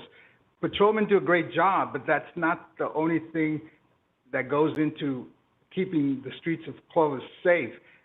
Is how big is the investigative unit that will then follow up and make sure that those violent crimes that occurred are solved?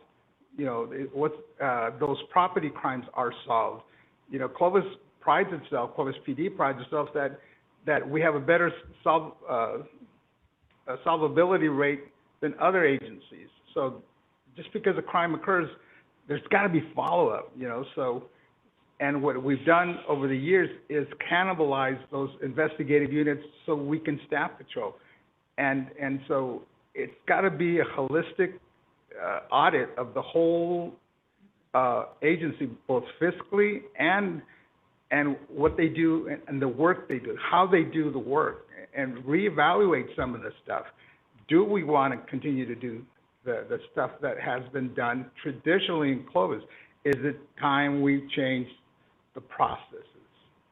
And it might be time to change the processes. We are not that small town PD anymore. We're a metropolitan police department. We're, you know, and that's the conversation our citizens have to have.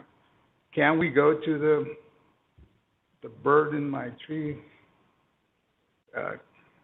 call anymore? We have. The what? There's a bird in my tree. Can somebody from Clovis PD PD. help? I was like, there is? You know, so, you know.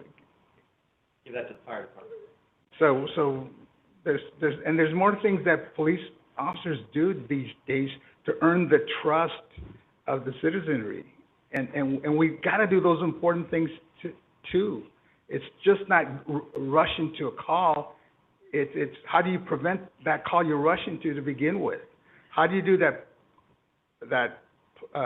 problem solving and type of policing? How do you do that community oriented policing that is so much needed, especially in some neighborhoods where, you know, the fact that there's violence and there's other issues going on is more of a symptom than the actual problem. How do we solve those things? And unfortunately, in our society as a whole, it's always left up to law enforcement. And so it's not just patrol. It's more than patrol. And patrol, for me, means a lot more than, sometimes we think it's just putting the blue uniform and a badge. It's more than that. And so I think, I'm sorry. No, I'm just saying it's a complex question, and we've got to prepare our committee for that. So what are you saying should be the scope? It's just a public safety question? Police only? That's what I said initially. Yeah, it should only be the police, and because that's what we do. So the audit, the fiscal audit, the process audits.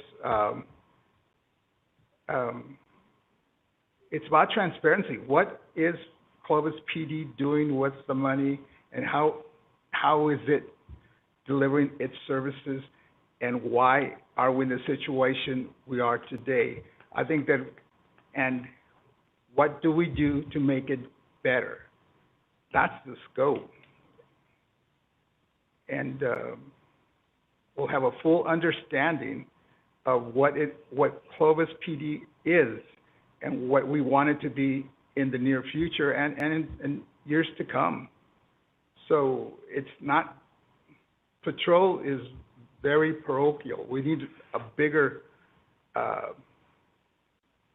vision than just patrol. I think, I think committees need an aspiration. I think the aspiration is, what is it going to take to keep Clovis the safest city in the valley? That's the aspiration. When I was talking about parks and seniors, I think that's just part of the conversation about education on the funding. If we got rid of every other general fund expense, what would that do? And the answer is not much, right? So I think the aspiration is that, and then the broader question is public safety and police, and then I think the details we have are patrol. I don't think citizens can answer the staffing question. I don't think you're asking us to tell us how you should staff this or that. We have no idea. I mean, citizens would have no idea, but rather, how do you fund the services of patrol, the broader work? I mean, when I saw that list about maybe we're not going to do retail calls anymore, what?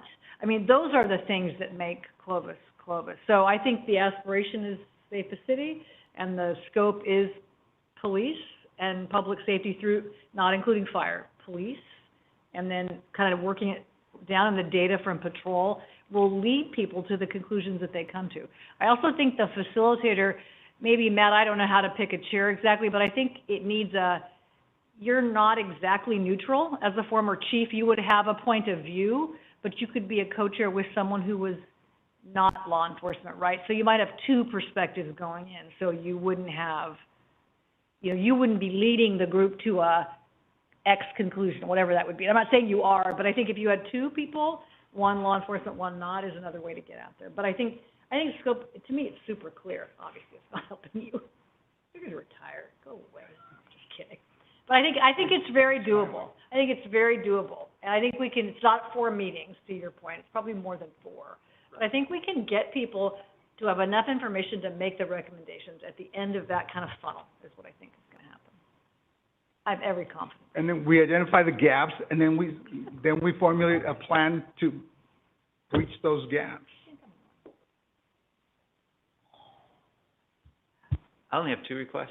What's that? I want that $7 million question answered. I want to know, how is it that we went from 57% to 40% for patrol? My second is, how is it that we continue to be the safest city in the valley, despite the fact that we have these staffing shortages? That's what I want to know as well.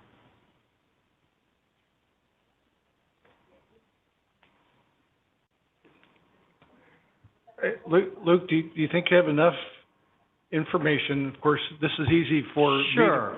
Since John's not here. Sure. So what I think, okay, so the scope is going to be to look at PD using the staffing study that was presented as the starting point.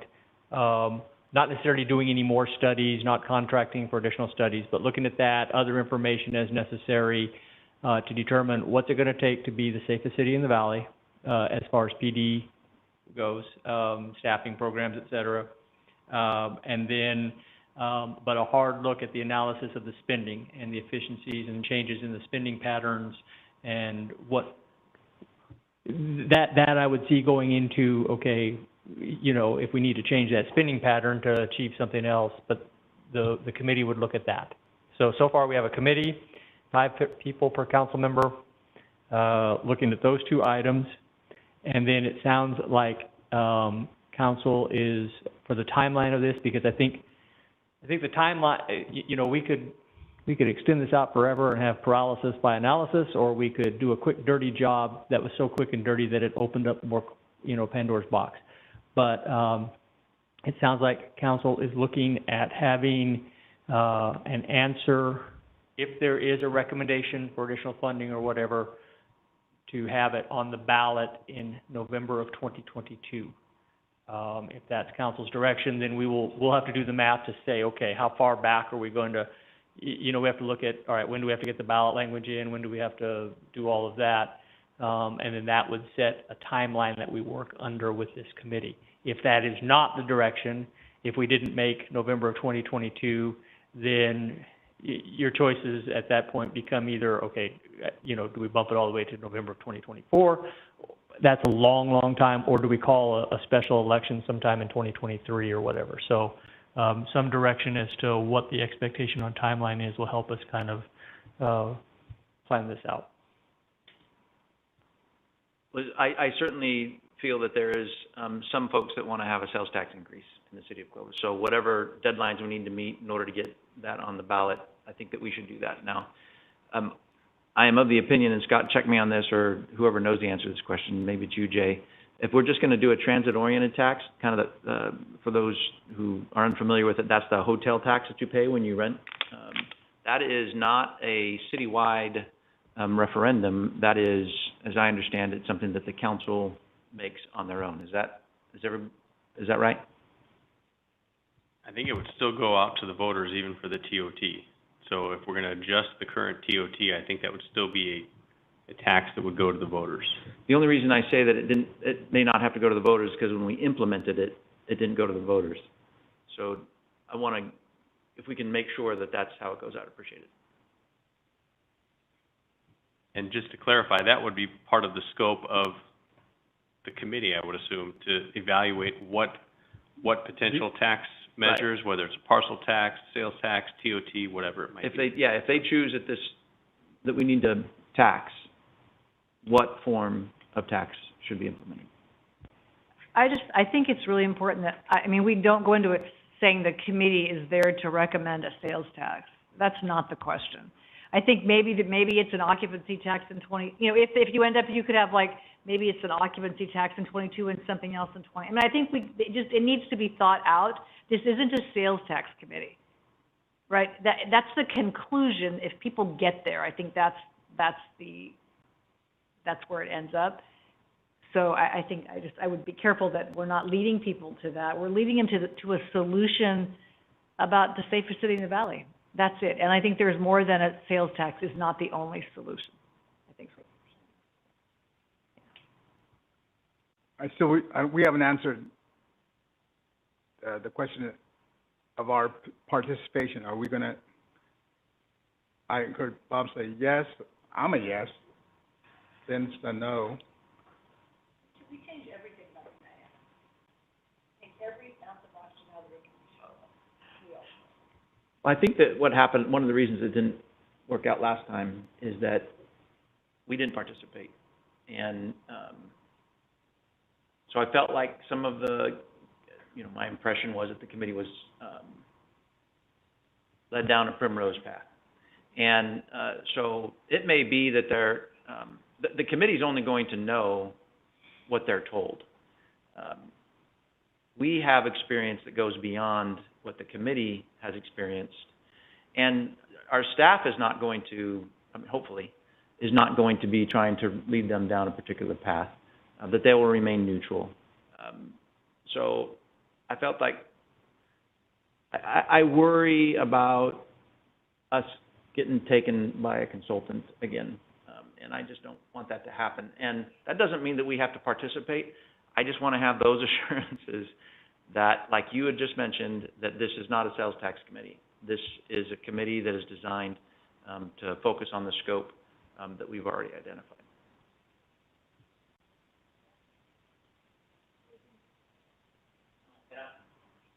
I think it's wise for us not to participate, right? But I don't know if I want to say you can't participate. I guess that's if you don't want to participate, don't participate. If you want to participate, then participate. There would be Brown Act ramifications. If council is participating, if we happen to have 3 show up and we haven't public noticed it, we'd have to cancel the meeting. Well, maybe we can or we'd have to hold it in a public, meeting, and at that point, you could be having 50, 60 people showing up for this meeting rather than the 25 Citizens Advisory Group. I think that's a good point. But I think that I think it should be a pretty open and transparent process anyway, so I'm okay with posting it and not violating the Brown Act. It'll be the 25 people who will be the voters of the recommendation. Other people can participate in the process as well. Those are just my views. When we require Brown Act anyway, a version of it? Yeah, I'm thinking the way that this sounds like it's going to get formed, it's probably going to be a Brown Act committee anyways. If it's formally approved by the council, with, even if it's just an advisory committee, it would still be considered under the broad definition of a legislative body for Brown Act purposes. So it's likely going to be a Brown Act committee anyways. So I would suggest that we treat it as such.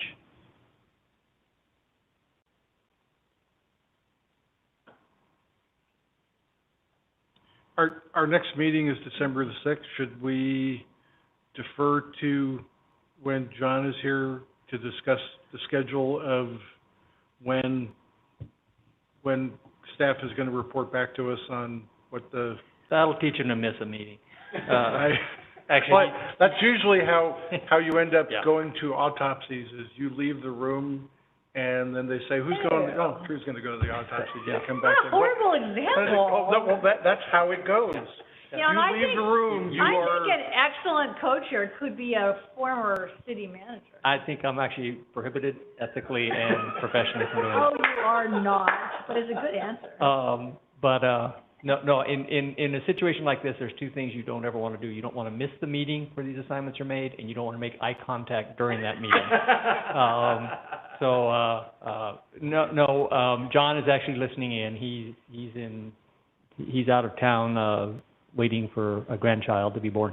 So that's why he's not here tonight. But I think we have talked about this, and if council sets a direction and say, and again, this isn't a sales tax committee, but that's, a possible funding change or a revenue source would be under the scope of their consideration.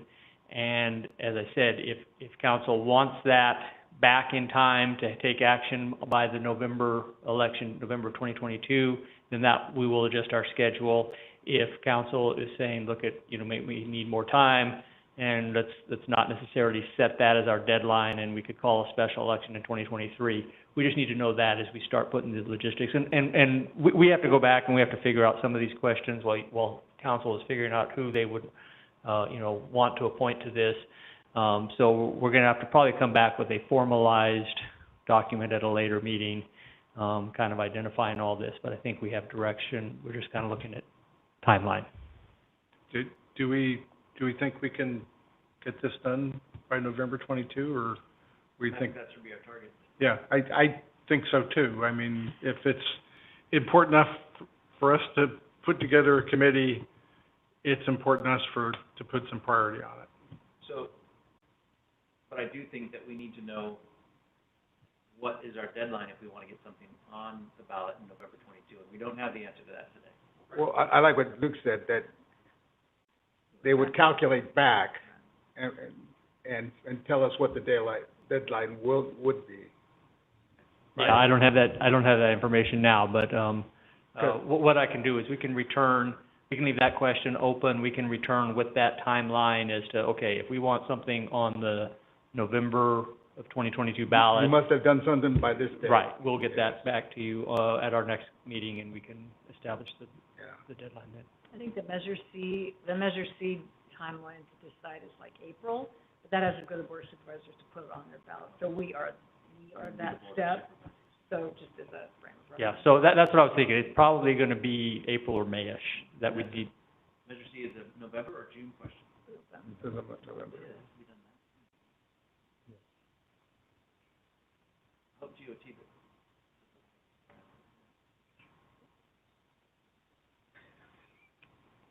Okay, you have enough for today? Yes, I think I've got enough information to start putting this together, and then at the next meeting, we'll have the information as to what the timeline would be if it's going to be on the November ballot. You want to just formalize it at the next meeting, all of this? Yes, we'll come back with put this all in writing and get your blessing. Is this the last meeting in November? Yes, the next meeting is December 6th. The CAFR and the Christmas tree lighting and the committee. Bob doesn't need Christmas tree lighting with the CAFR. That is Bob's Christmas tree lighting. You should just hang the Christmas tree with a bunch of cappers. You should. Or put little cappers wrapped under the tree. Matt, thank you for bringing this issue, and Kurt for the report last week. And, Okay, and Officer Sparrow, who was my first ride-along, where'd he go? Oh, that's not true. He was my second. What? Me too. That's what happens when you retire, huh? Next is our city manager comments and COVID-19 update. Okay, thank you. I don't have my clicker here. Okay, so here's the graphs. Again, on the left is confirmed cases in Fresno County and the state on a per capita basis. On the right is the death rate. Cases are trending down, still bouncing up and down, but they are trending downward. That's good news. The death rate, it seems to have peaked and has been trending down for the last couple of weeks, so that's another good sign. One of the public comments was that we needed to add some more Clovis-specific information. There's not a lot of that out there, but what the county does have is this chart. This is by Clovis zip code, so again, that includes areas outside our city limits that have a Clovis zip code. showing the, cases by month.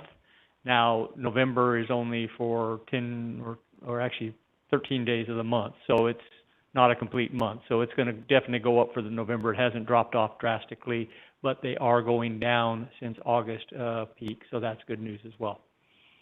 This is the hospitalizations. There was obvious kind of a double hit on this wave on the COVID hospitalizations, which is the blue line, but it is trending downward significantly from its peak. And then the red line shows ICUs. That is also down from the peak of this wave, but it's not dropping as fast. But we have to keep monitoring that because the stay in ICU can be a lot longer than just a hospitalization. Do they just count Fresno County residents in hospital or anyone in hospital? This is Fresno. These are the hospitalizations in Fresno County. Regardless of where they came from? Correct. So if someone comes from Merced, that can skew. Yes, it could. Numbers. Yes. Okay, this is the latest report on the rates of cases, new cases for vaccinated versus unvaccinated.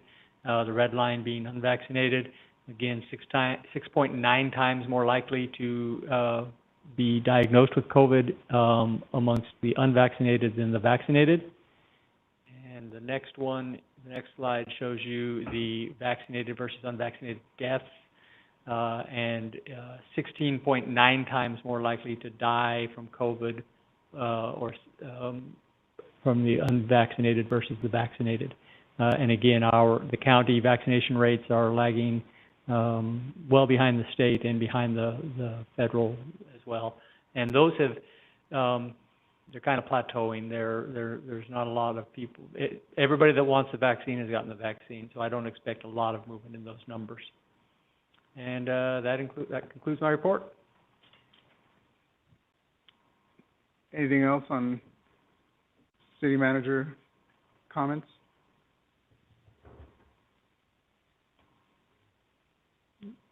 Nothing. Okay. Nothing else on city manager. Okay. Council comments. Bob.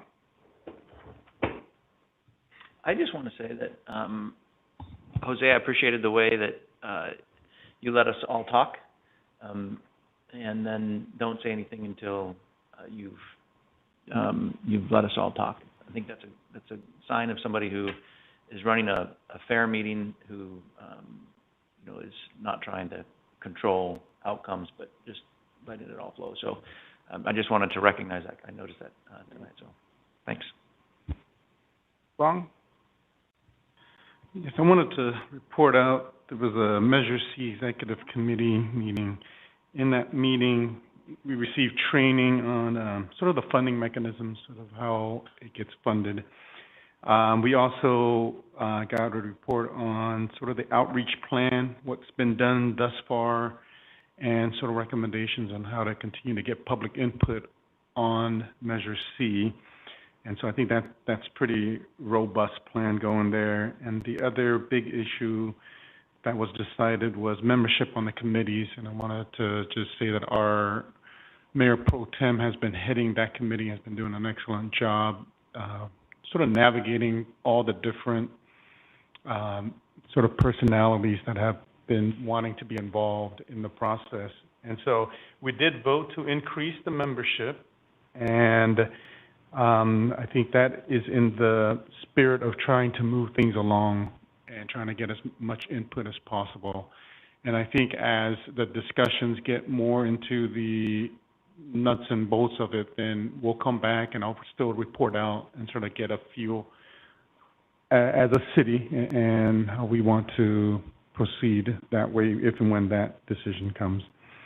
Next, tomorrow I have the ACA 7 meeting. This will be our final meeting in making a recommendation to the full league regarding the legislative amendment to the Constitution regarding local zoning and planning control, and with regards to pushing the initiative forward. So And like I said last time, the clock has already started to tick with regards to the number of days that signatures need to be gathered in order for it to make next year's 2020 election.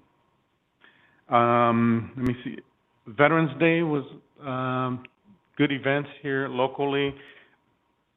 I had a question for the staff with regard to the ribbon cuttings and how those are notified and how it comes to us, if it's a chamber thing, if it's an organizational thing, because none of us were at that ribbon cutting that morning, and I think their board was a little, they wanted us to be there.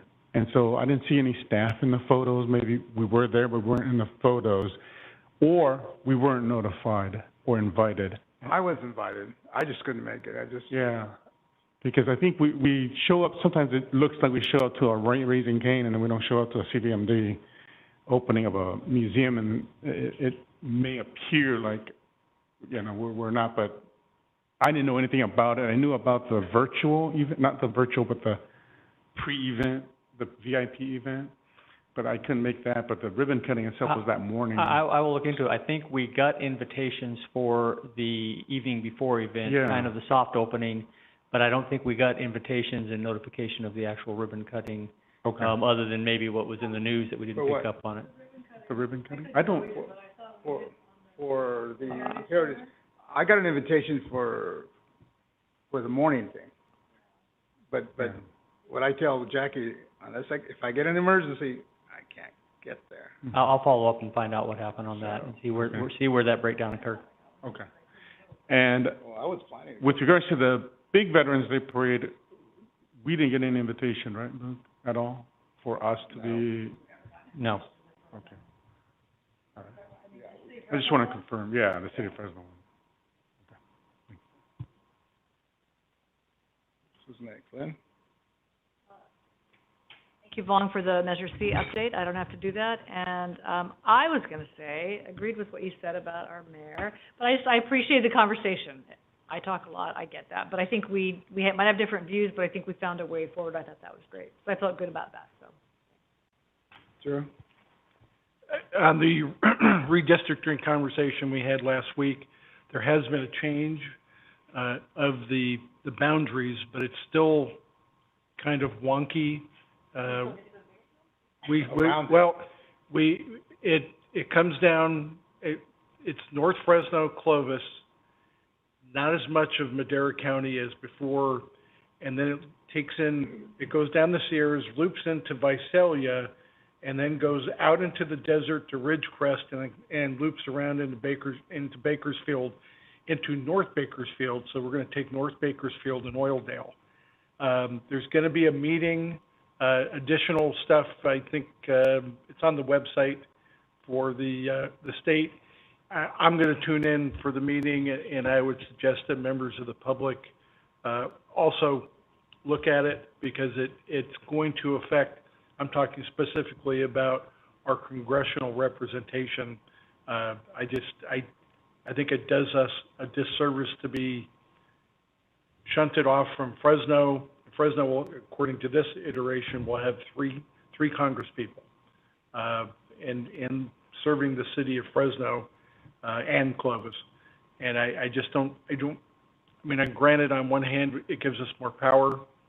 On the other hand, it kind of divides us, and I just don't know that that's the best way. So members of the public should probably look at that and comment when they have an opportunity. I'm going to keep an eye on it, just because I think it's important for us to be part of this metropolitan area instead of being separated off into 2 additional counties. That's all I have. Yeah, and it goes all the way out to Boron, I think. And Clovis has submitted a letter that I signed, telling that committee, the commission, that it's not who we are. The two populations, the communities are 2 very different communities, 2 very different economies, that we are have more in common with the people up here in Clovis, in the Fresno Clovis metropolitan area, and in further down in Tulare County than we do with any of the economies down in and what they do down in Kern County and how it surrounds not Visalia, but Bakersfield. So that's our first conversation with that commission and see what they do. So it hasn't changed much from the original diagram, but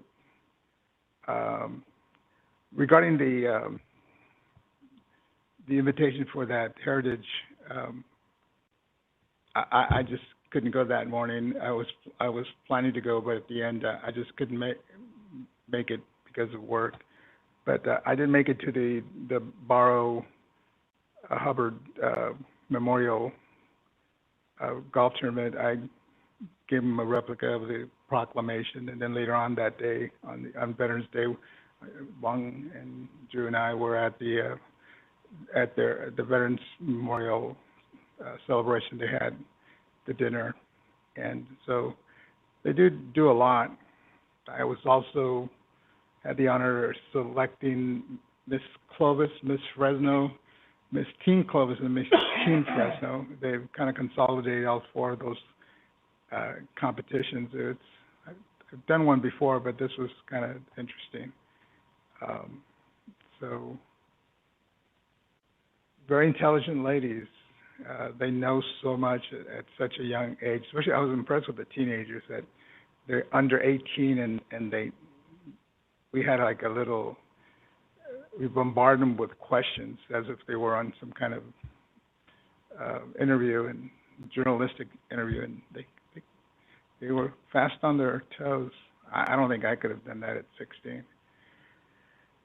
Anyway, so that's all I have, I believe. We will adjourn our regular meeting, and then we'll go into our closed session. And will we have anything to report? We're not asking for any action tonight in closed session. We'll go to closed session on the item listed on our agenda.